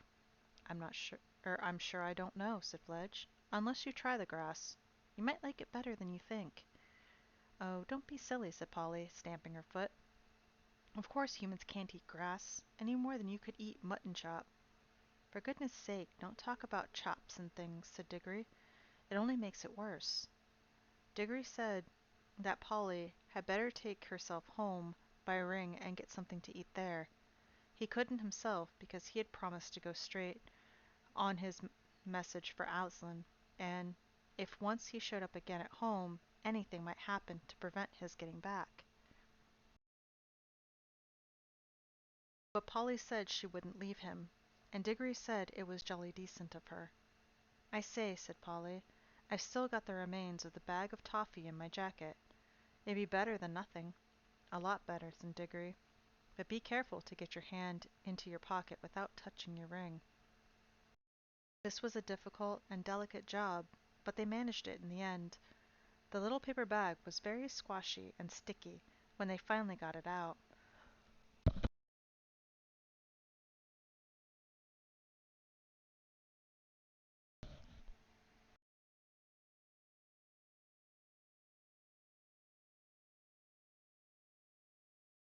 That it was more a question of tearing the bag of the toffees than of getting the toffees out of the bag.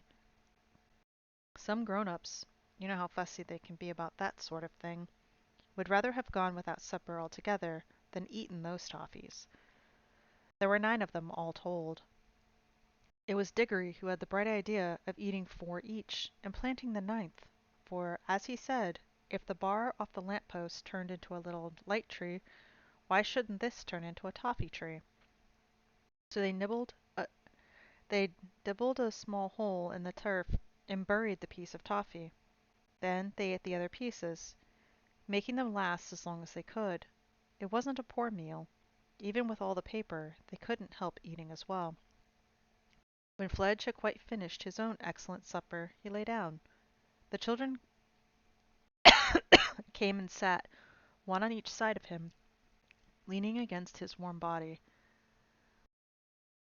and when he had spread a wing over each, they were really quite snug.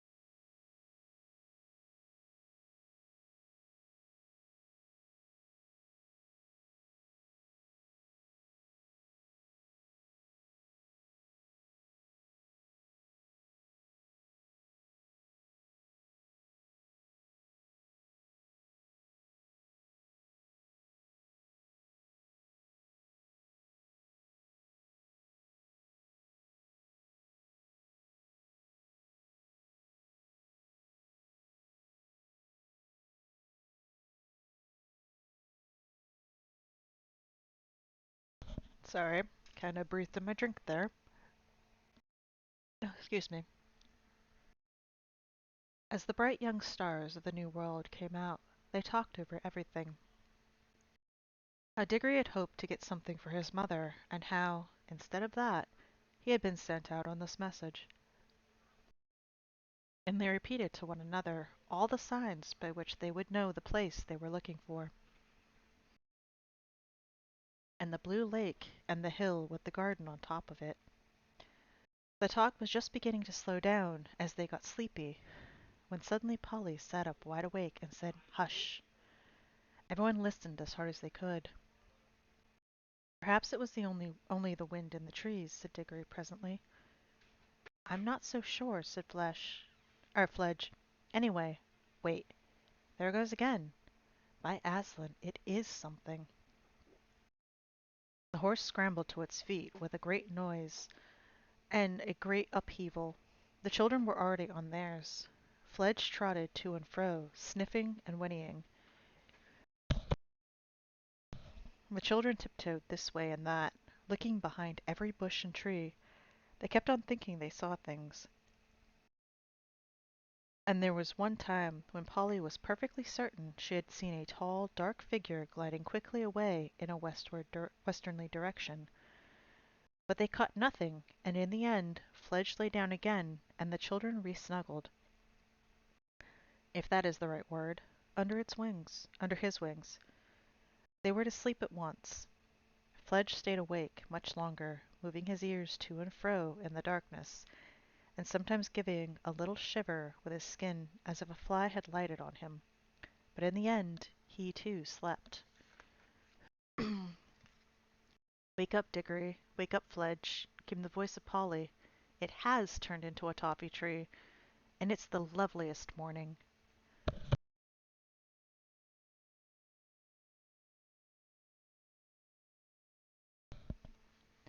The low, early sunshine was streaming through the wood, and the grass was gray with dew, and the cobwebs were like silver.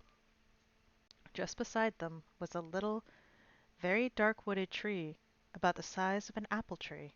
The leaves were whitish and rather papery, like the herb called honesty, and it was loaded with little brown fruits that looked rather like dates. Hurrah, said Diggory. But I'm going to have a dip first, he thought, or he rushed through the flowing thicket or two down to the river's edge. Have you ever bathed in a mountain river that is running in shallow cataracts over red and blue and gold stones with the sun on it? It is as good as the sea, in some ways almost better. Of course, he had to dress again without drying, but it was well worth it.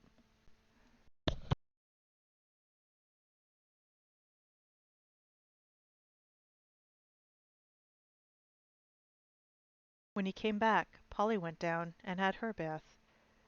At last, or at least she said that was what she'd been doing, but we know she was not much of a swimmer, and perhaps it's best not to ask too many questions.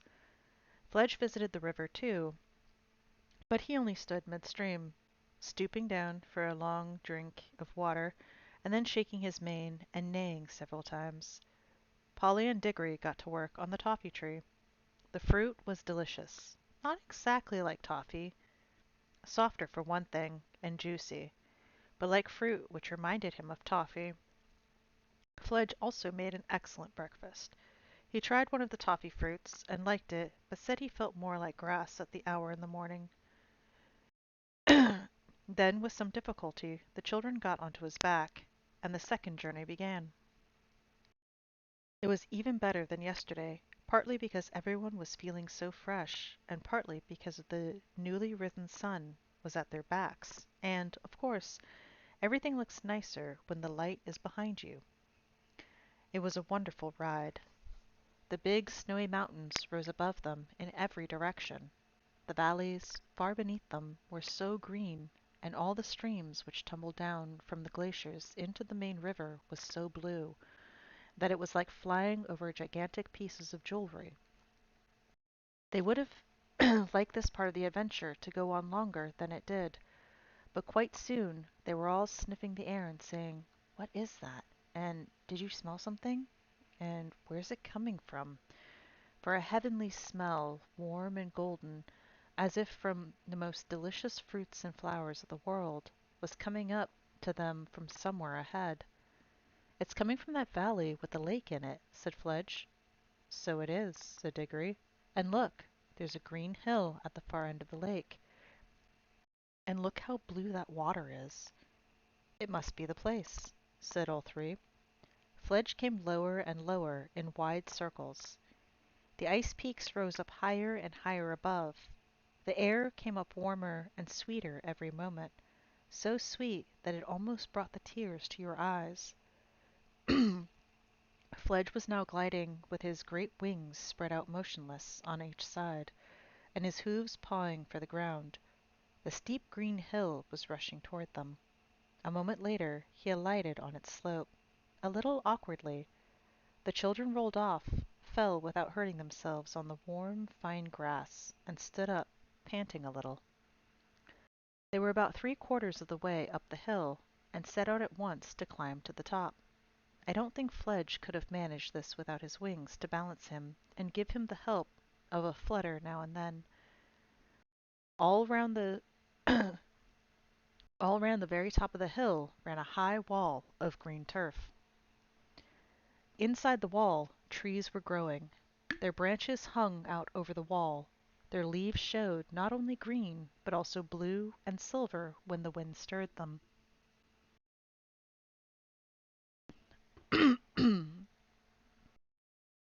When the travelers reached the top, they walked neatly all the way around the outside to the green wall before they found the gates. The high gates of gold, fast shut, facing due east.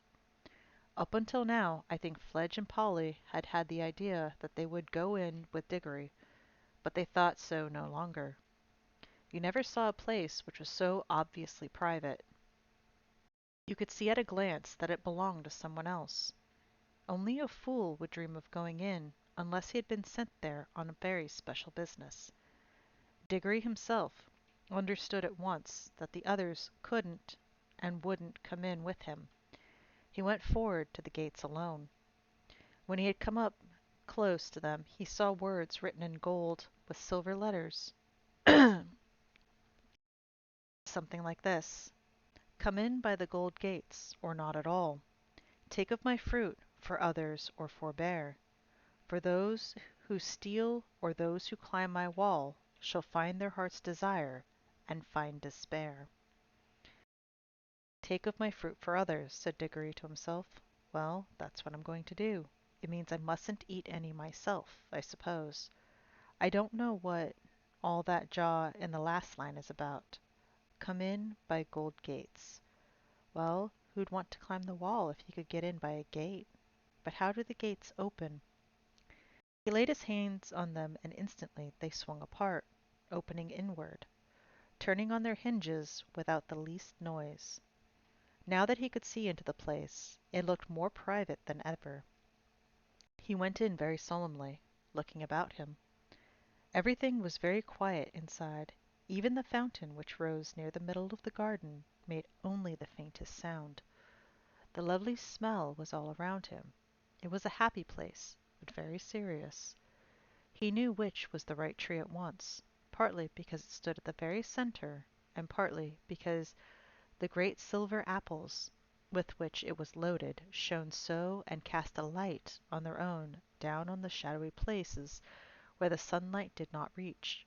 He walked straight across to it, picked an apple, and put it in the breast pocket of his Norfolk jacket, but he couldn't help looking at it and smelling it before he put it away. It would have been better if he had not. A terrible thirst and hunger came over him, and a longing to taste that fruit. He had put hastily into his pocket, but there were plenty of others. Could it be wrong to taste one? After all, he thought, the notice on the gate might not have been exactly an order. It might have only been a piece of advice. And who cares about advice? Or even if it was an order, would he be disobeying it by eating an apple?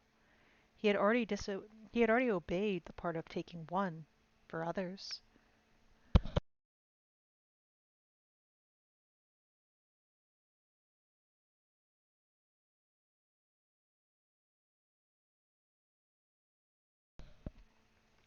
While he was thinking of all this, he happened to look up through the branches toward the top of the tree.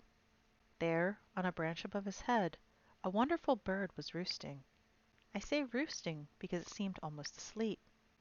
Perhaps not quite. The tiniest slit of an eye was open. It was larger than an eagle, its breast saffron, its head crested with scarlet, and its tail purple. "And it just shows," said Diggory afterward when he was telling the story to others, that you can't be too careful in these magical places. You never know what may be watching you. But I think Diggory would not have taken an apple for himself in any case. Things like "do not steal" were, I think, hammered into boys' heads a good deal harder in those days than they are now. Still, we can never be certain. Diggory was just turning to go back to the gates when he stopped to have one last look around. He got a terrible shock. He was not alone. There, only a few yards away from him, stood the witch. She was just throwing away the core of an apple which she had eaten.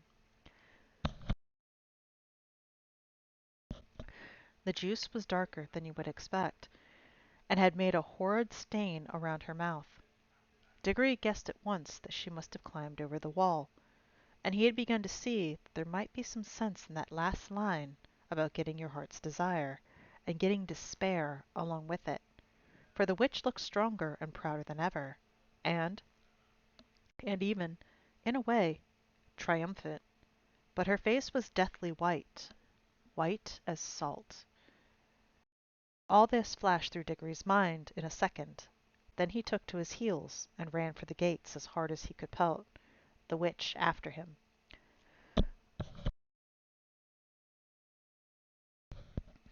As soon as he was out, the gates closed behind him, of their own accord. That gave him a lead, but not for long. By the time he had reached the others, and he was shouting, "Quick, get on, Polly, get up, Fledge," the witch had climbed the wall, or vaulted over it, and was close behind him again. "Stay where you are," cried Diggory, turning round to face her, "or we'll vanish. Don't come an inch nearer." "Foolish boy," said the witch.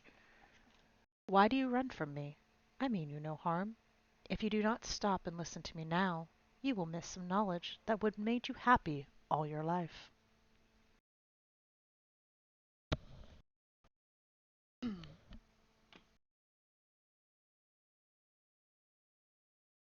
"Well, I don't want to hear it, thanks," said Diggory. But he did.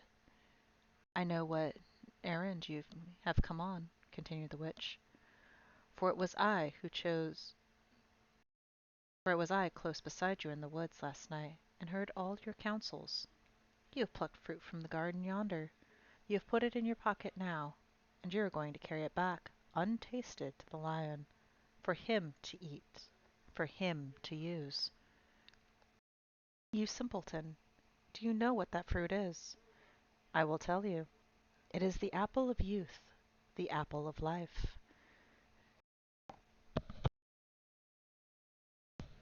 "I know, for I have tasted it, and I feel already such changes in myself that I know I shall never grow old or die. Eat it, boy, eat it, and you and I will both live forever and be king and queen of this whole world, or of your world, if we decide to go back there." "No thanks," said Diggory. "I don't know that I care much on living on and on after everyone I know is dead. I'd rather live an ordinary time, and die and go to heaven. But what about this mother of yours, whom you pretend to love so?" "What's she got to do with it?" said Diggory. "Do you not see, fool, that one bite of that apple would heal her? You have it in your pocket. We are here by ourselves, and the lion is far away. Use your magic and go back to your own world. A minute later, you can be at your mother's bedside, giving her the fruit. 5 minutes later, you will see the color coming back to her face. She will tell you the pain is gone. Soon, she will tell you she feels stronger. Then she will fall asleep. Think of that. Hours of sweet, natural sleep, without pain, without drugs. Next day, everyone will be saying how wonderfully she has recovered. Soon she will be quite well again. All will be well again. Your home will be happy again. You will be like other boys." "Oh!" gasped Diggory, as if he had been hurt, and put his hand to his head, for he now knew that the most terrible choice lay before him. "What has the lion ever done for you, that you should be his slave?" said the witch. "What can he do to you once you are back in your own world? And what would your mother think if she knew that you could have taken her pain away, and given her back her life, and saved your father's heart from being broken, and that you wouldn't. That you'd rather run messages for a wild animal in a strange world that is no business of yours. I I don't think he is a wild animal, said Dickory, in a dried up sort of voice. He is I don't know. Then he is something worse, said the witch. Look at what he has done to you already. Look how heartless he has made you. That is what he does to everyone who listens to him. Cruel, pitiless boy. You would let your own mother die rather than. Oh, shut up, said the miserable Diggory, still in the same voice. Don't you see? Don't you think I don't see? But I promised. Ah, but you don't know what you are promising, and no one here can prevent you. Mother herself, said Diggory, getting the words out with difficulty, wouldn't like it. Awfully strict about keeping promises, and not stealing, and all that sort of thing. She'd tell me not to do it, quick as anything, if she was here. But she need never know, said the witch, speaking more sweetly than you could have thought anyone with so fierce a face could speak. You wouldn't tell her how you got the apple. Your father need never know. No one in your world need know anything about this whole story. You needn't take the little girl back with you, you know. That was where the witch made her fatal mistake. Of course Diggory knew that Polly could get away by her own ring as easily as he could get away by his. But apparently the witch didn't know this, and the meanness of the suggestion that he should leave Polly behind suddenly made all the other things the witch had been saying to him sound false and hollow. And even in the midst of all his misery, his head suddenly cleared, and he said, in a different, much louder voice, "Look here, where do you come into all of this? Why are you so precious fond of my mother all of a sudden? What's it got to do with you? What's your game?" "Good for you, Diggs," whispered Polly in his ear. "Quick, get away now." She hadn't dared to say anything all through the argument because, you see, it wasn't her mother who was dying. "Up then," said Diggory, heaving her onto Fledge's back, and then scrambling up as quickly as he could. The horse spread its wings. "Go then, fools," called the witch. "Think of me, boy, when you lie old and weak and dying, and remember how you threw away the chance of endless youth. It won't be offered to you again." They were already so high that they could only just hear her, nor did the witch waste any time gazing up at them. They saw her set off northward, down the slope of the hill. They had started early in the morning, and what happened in the garden had not taken very long, so that Fledge and Polly both said they would easily get back to Narnia before nightfall. Diggory never spoke on the way back, and the others were shy of speaking to him. He was very sad, and he wasn't even sure all the time that he had done the right thing. But whenever he remembered the shining tears in Aslan's eyes, he became sure. All day Fledge flew steadily with untiring wings, eastward with the river to guide him, through the mountains and over the wild wooded hills, and then over the great waterfall and down to where the woods of Narnia were darkened by the shadows of the mighty cliff, till at last, when the sky was growing red with sunset behind them, he saw a place where many creatures were gathered together by the riverside, and soon he could see Aslan himself in the midst of them. Fledge glided down, spread out his four legs, closed his wings, and landed cantering. Then he pulled up. The children dismounted. Diggory saw all the animals, dwarfs, satyrs, nymphs, and other things drawing back to the left and right to make way for him. He walked up to Aslan, handed him the apple, and said, "I've brought you the apple you wanted, sir." "Well done," said Aslan, in a voice that made the earth shake. Then Diggory knew that all the Narnians had heard those words, and that the story of them would be handed down from father to son, and that new in that new world for hundreds of years, and perhaps forever.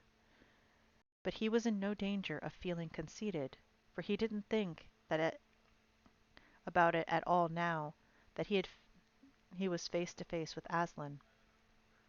This time he found he could look straight into the lion's eyes. He had forgotten his troubles and felt absolutely content. "Well done, son of Adam," said the lion again. "For this fruit you have hungered and thirsted and wept. No hand but yours shall sow the seeds of the tree that is to be the protection of Narnia. Throw the apple toward the river bank, where the ground is soft." Diggory did as he was told. Everyone had grown so quiet that you could hear the soft thump where it fell into the mud. "It is well thrown," said Aslan. "Let us now proceed to the coronation of King Frank of Narnia and Helen, his queen." The children now noticed these two for the first time. They were dressed in strange and beautiful clothes, and from their shoulders rich robes flowed out behind them to where 4 dwarfs held up the king's train, and 4 river nymphs, the queen's. Their heads were bare, but Helen had her hair down, and it made a great improvement in her appearance. But it was neither hair nor clothes that made them look so different from their old selves. Their faces had new expressions, especially the king's. All the sharpness and cunning and quarrelsomeness which he had picked up as a London cabby seemed to have been washed away, and the courage and kindness which he had always had were easier to see. Perhaps it was the air of the young world that had done it, or talking with Aslan, or both. "Upon my word," whispered Fledge to Polly, "my old master's been changed nearly as much as I have. Why, he's a real master now." "Yes, but don't buzz in my ear like that," said Polly. "It tickles so." "Now," said Aslan, "some of you undo that tangle you have made with those trees, and let us see what we shall find there."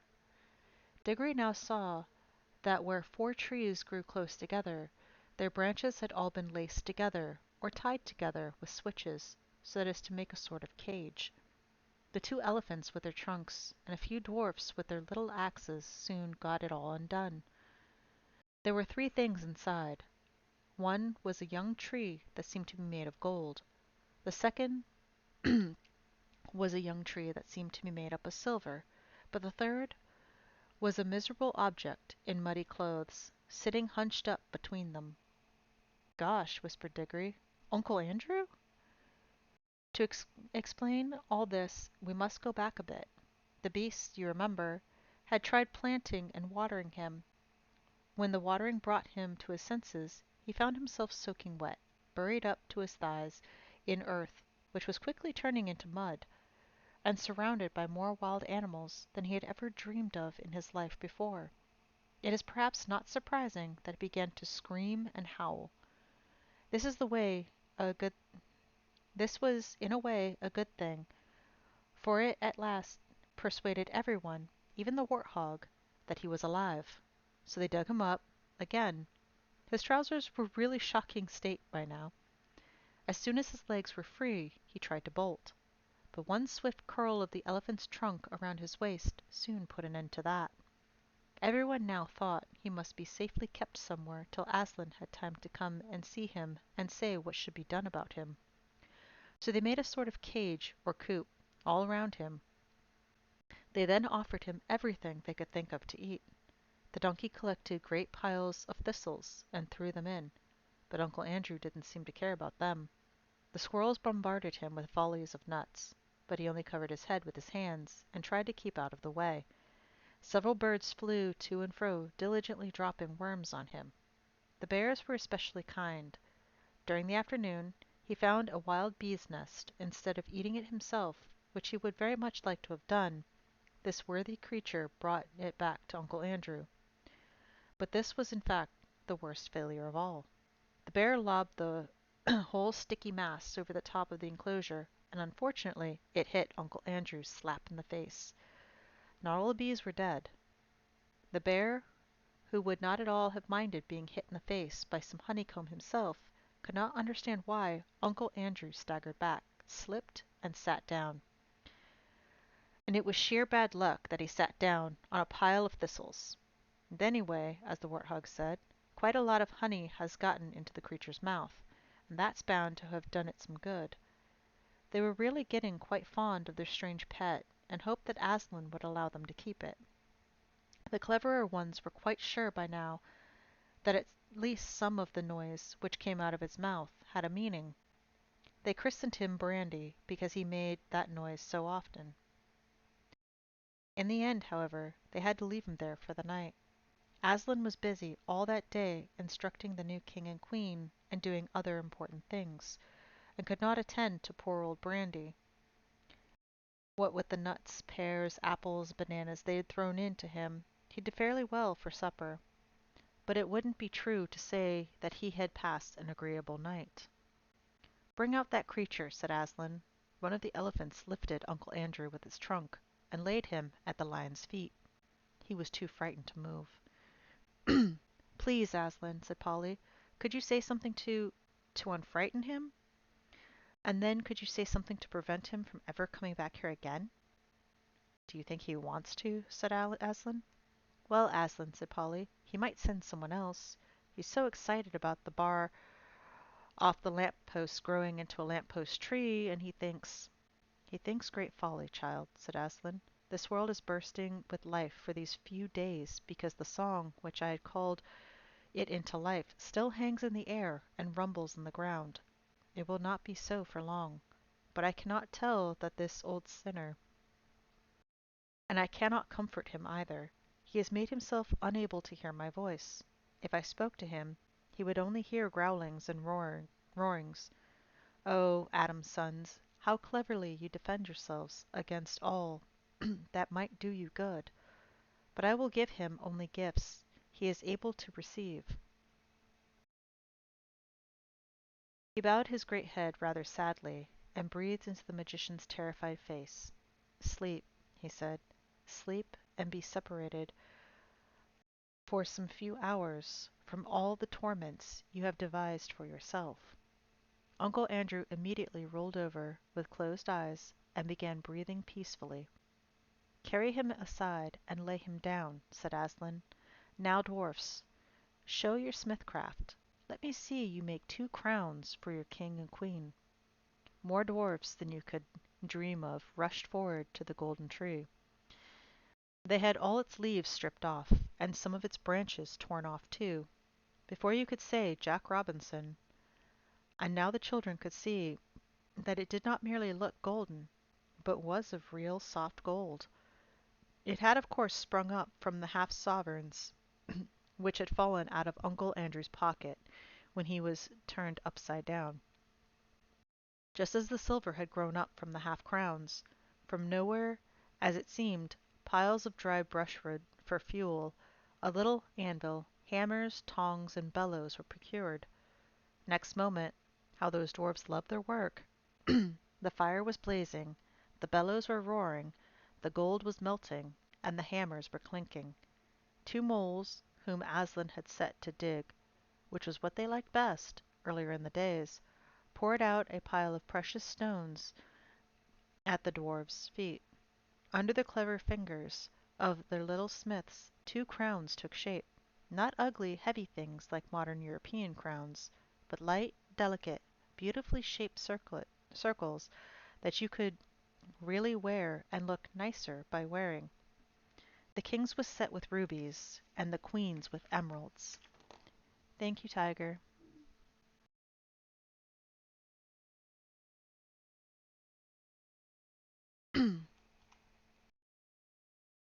When the crowns had been cooled in the river, Aslan made Frank and Helen kneel before him, and he placed the crowns on their heads. Then he said, "Rise up, king and queen of Narnia.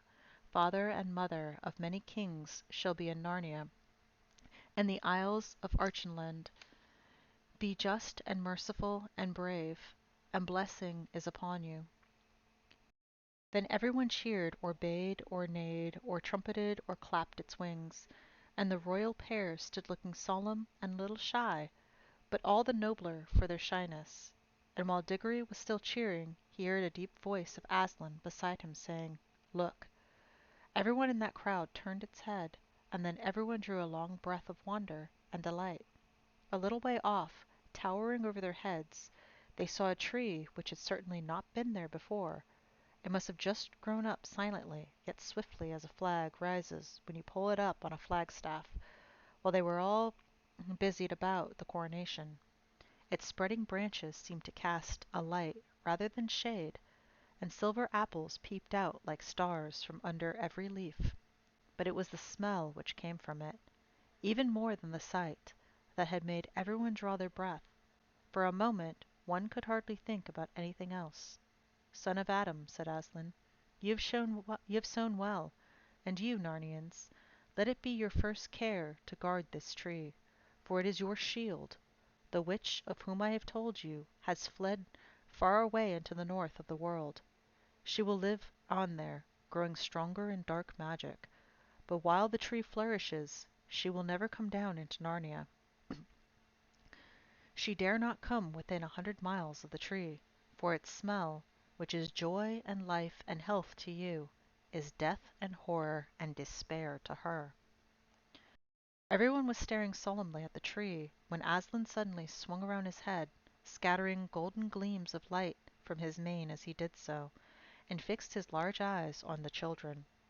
"What is it, children?" he said, for he caught them in the very act of whispering and nudging one another. "Oh, Aslan, sir," said Diggory, turning red, "I forgot to tell you. The witch has already eaten one of those apples, one of the same kind that tree grew from." He hadn't really said all he was thinking, but Polly at once said it for him. Diggory was always much more afraid than she of looking a fool. "So we thought, Aslan," she said, "that there must be some mistake. She can't really mind the smell of those apples." "Why do you think that, daughter of Eve?" said the Lion. "Well, she ate one, child," he replied. "That is why all the rest are now a horror to her. That is what happens to those who pluck and eat fruits at the wrong time and in the wrong way. The fruit is good, but they loathe it ever after." "Oh, I see," said Polly. "And I suppose because she took it in the wrong way, it won't work for her. I mean, it won't make her always young and always that, or and all that." "Alas," said Aslan, shaking his head, "it will. Things always work according to their nature. She has won her heart's desire. She has unwavering strength and endless days like a goddess.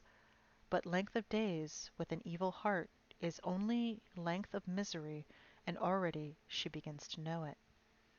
All get what they want. They do not always like it." "I I nearly ate one myself, Aslan," said Diggory. "Would I?" "You would, child," said Aslan, "for the fruit always works. It must work. But it does not work happily for any who pluck it at their own will.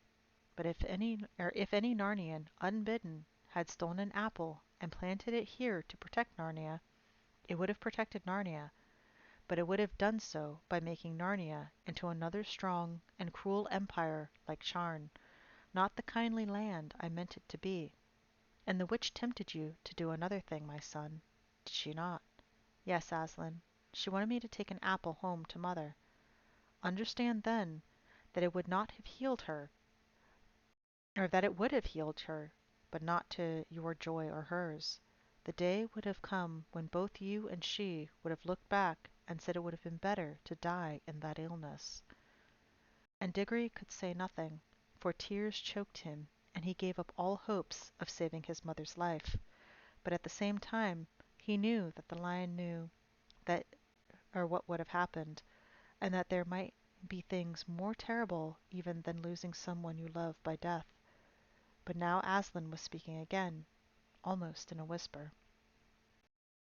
"That is what would have happened, child, with a stolen apple. It was not what will happen now. What I give you now will bring joy. It will not, in your world, give endless life, but it will heal. Go, pluck her an apple from the tree." For a second Diggory could hardly understand. It was as if the whole world had turned inside out and upside down. And then, like someone in a dream, he was walking toward the tree, and the king and queen were cheering him, and all the creatures were cheering too. He plucked an apple and put it in his pocket, and then he came back to Aslan. "Please," he said, "may we go home now?" He had forgotten to say thank you, but he meant it, and Aslan understood. You need no rings when I am with you, said the voice of Aslan. The children blinked and looked about them. They were once more in the wood between worlds. Uncle Andrew lay on the grass, still asleep. Aslan stood beside them. Come, said Aslan, it is time that you went back. But there are two things to see first, a warning and a command. Look here, children. They looked and saw a little hollow in the grass, with a grassy bottom, warm and dry. When you were here last, said Aslan, that hollow was a pool, and when you jumped into it, you came to the world where a dying sun shone over the ruins of Charn. There is no pool now. That world is ended, as if it had never been. Let the race of Adam and Eve take warning. Yes, Aslan, said both children. But Polly added, but we're not as bad as that world, are we, Aslan? Not yet, daughter of Eve, he said. Not yet. But you are growing more like it. It is not certain that some wicked one of your race will not find out the secret, as evil as the deplorable word, and use it to destroy all living things. And soon, very soon, before you are an old man and an old woman, great nations in your world will be ruled by tyrants who care no more for joy and justice and mercy than the Empress Jadis. Let your world beware. This is a warning. Now for the command. As soon as you can, take from this uncle of yours his magic rings and bury them so no one can use them again. Both the children were looking up into the lion's face as he spoke these words, and all at once, they never knew exactly how it happened, the face seemed to be a sea of tossing gold in which they were floating, and such a sweetness and power rolled about them and over them and entered them that they felt they had never really been happy or wise or good, or even alive and awake before, and the memory of that moment stayed with them always, so that as long as they both lived, if ever they were sad or angry or afraid, the thought of all that golden goodness, the feeling that it was still there, quite close, just round some corner or just behind some door, would come back and make them sure, deep down inside, that all was well. Next minute, all three of them, Uncle Andrew, now awake, came tumbling into the noise, heat, and hot smells of London. They were on the pavement outside the Ketterleys' front door, except that the witch, the horse, and the cabby were gone. Everything was exactly as they had left it. There was the lamp post, with one arm missing. There was the wreck of the hansom cab. There was the crowd. Everyone was still talking, and the people were kneeling beside the damaged policeman, saying things like, "He's coming around," or "How do you feel now, old chap?" or "The ambulance will be here in a jiffy." Great Scott, thought Diggory. I believe the whole adventure's taking no time at all. Most people were wildly looking around for Jadis and the horse. No one took any notice of the children, for no one had seen them go or noticed them coming back. As for Uncle Andrew, what between the state of his clothes and the honey on his face, he could not have been recognized by anyone. Fortunately, the front door of the house was open, and the housemaid was standing in the doorway, staring at the fun. What a day that girl was having! So the children had no difficulty in bustling Uncle Andrew indoors before anyone asked any questions. He raced up the stairs before them, and at first they were very afraid he was heading for his attic, and meant to hide his remaining magic rings, but they needn't have bothered. What he was thinking about was the bottle in his wardrobe, and he disappeared at once into his bedroom and locked the door. When he came out again, which was not for a long time, he was in his dressing gown and made straight for the bathroom. "Can you get the other rings, Paul?" said Diggory. "I want to go to Mother." "Right. See you later," said Polly, and clattered up the attic stairs. Then Diggory took a minute to get his breath, and went softly into his mother's bedroom. And there she lay, as he had seen her lie so many other times, propped up on pillows, with a thin, pale face that would make you cry to look at. Diggory took the apple of life out of his pocket. And just as Witch Jadis had looked different when you saw her in our world instead of in her own, So the fruit of the mountain garden looked different too. There were of course all sorts of colored things in that bedroom. The colored counterpane on the bed, the wallpaper, the sunlight from the window, and Mother's pretty pale blue dressing jacket. But the moment Diggory took the apple out of his pocket, all those things seemed to have scarcely any color at all. Every one of them, even the sunlight, looked faded and dingy. The brightness of the apple threw strange lights on the ceiling. Nothing else was worth looking at. You couldn't look at anything else. And the smell of the apple of youth was as if there was a window in the room that had opened on heaven. "Oh, darling, how lovely!" said Diggory's mother. "You will eat it, won't you?"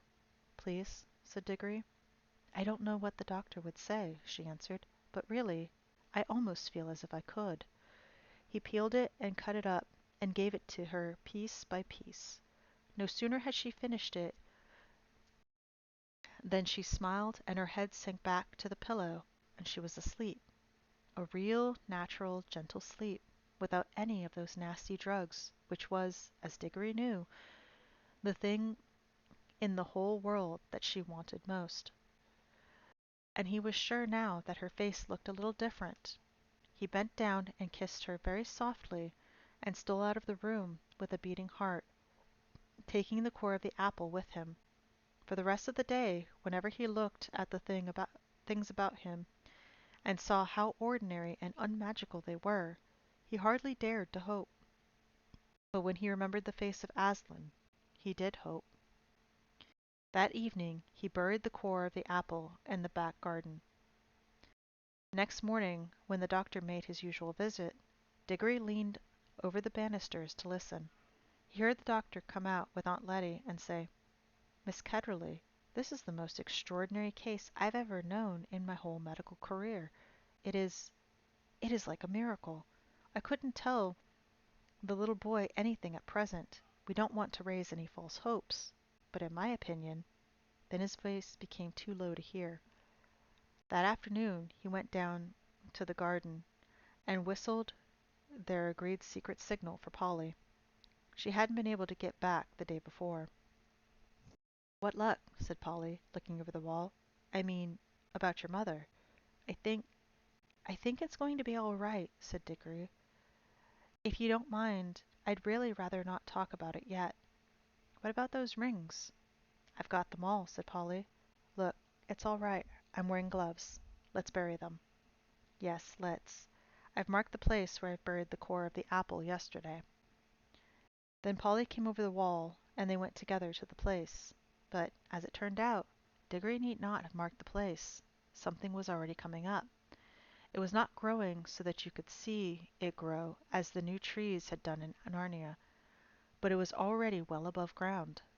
They got a trowel and buried all the magical rings, including their own ones, in a circle around it. About a week after this it was quite certain that Diggory's mother was getting better. About a fortnight later she was able to sit out in the garden, and a month later that whole house had become a different place. Aunt Letty did everything that Mother liked. Windows were opened, frowsy curtains were drawn back to brighten up the rooms. There were new flowers everywhere, and nicer things to eat, and the old piano was turned and Mother took up her singing again, and had such games with Diggory and Polly, and Aunt Letty would say, "I declare, Mabel, you're the biggest baby of the three." When things go wrong, you'll find they usually go on getting worse for some time, but when things once start going right, they often go on getting better and better. After about 6 weeks of this lovely life, there came a long letter from Father in India, which had wonderful news in it. Great old Uncle Kirk had died, and this meant, apparently, that Father was now very rich. He was going to retire and come home from India for ever and ever, and the great big house in the country, which Diggory had heard of all his life and never seen, was now to be their home. The big house with the suits of armor, the stables, the kennels, the river, the park, the hothouses, the vineries, the woods, and the mountains behind it, so that Diggory felt just as sure as you that they were all going to live happily ever after. But perhaps you would like to know just one or two things more. Polly and Diggory were always great friends, and she came nearly every holiday to stay with them at their beautiful house in the country. And that was where she learned to ride and swim and milk and bake and climb. In Narnia, the beasts lived a great peace and joy, and neither the witch nor any other enemy came to trouble that pleasant land for many hundreds of years. King Frank and Queen Helen and their children lived happily in Narnia, and their second son became King of Archenland.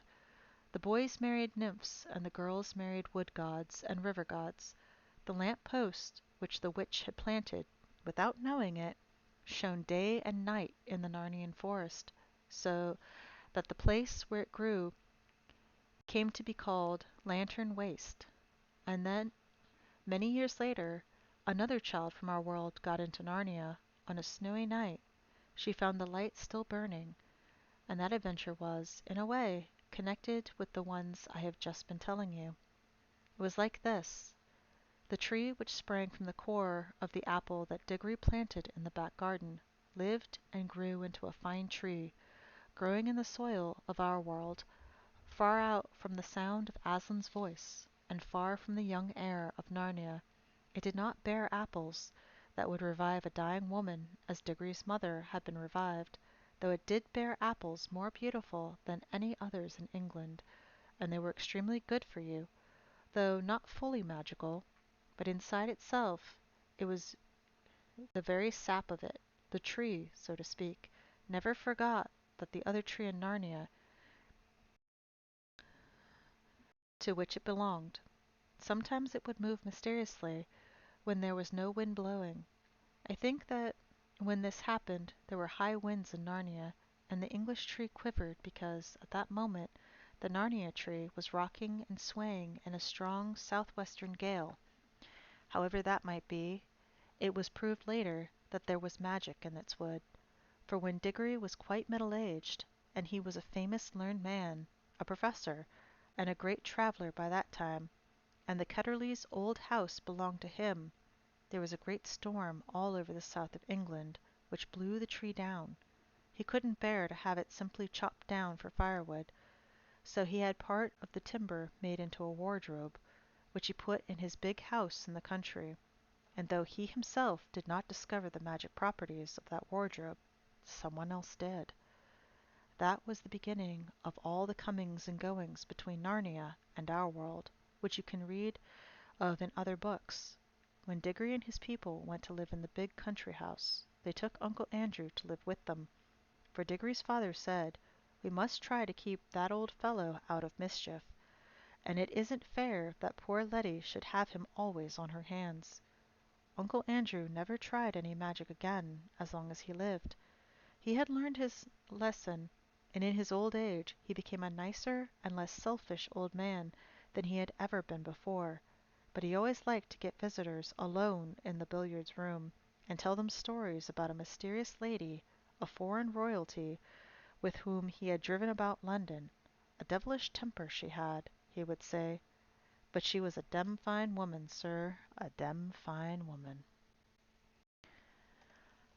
And that is the first book in the Chronicles of Narnia.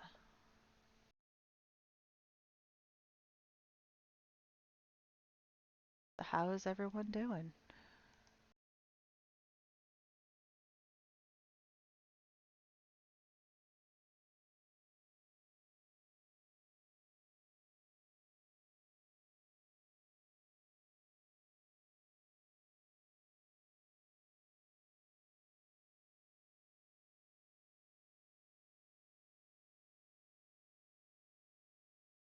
You guys still there, or are you guys asleep now? I'm still here. I'm just thinking I might have read some of the people in chat to sleep,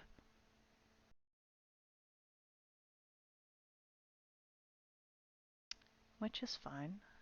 Let me see if I can find someone to.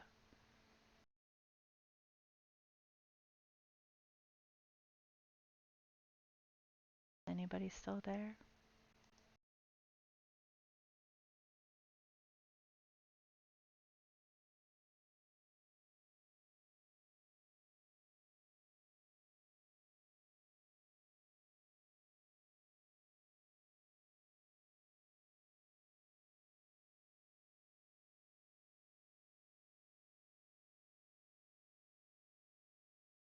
Okay, well, I'm gonna go ahead and end stream then.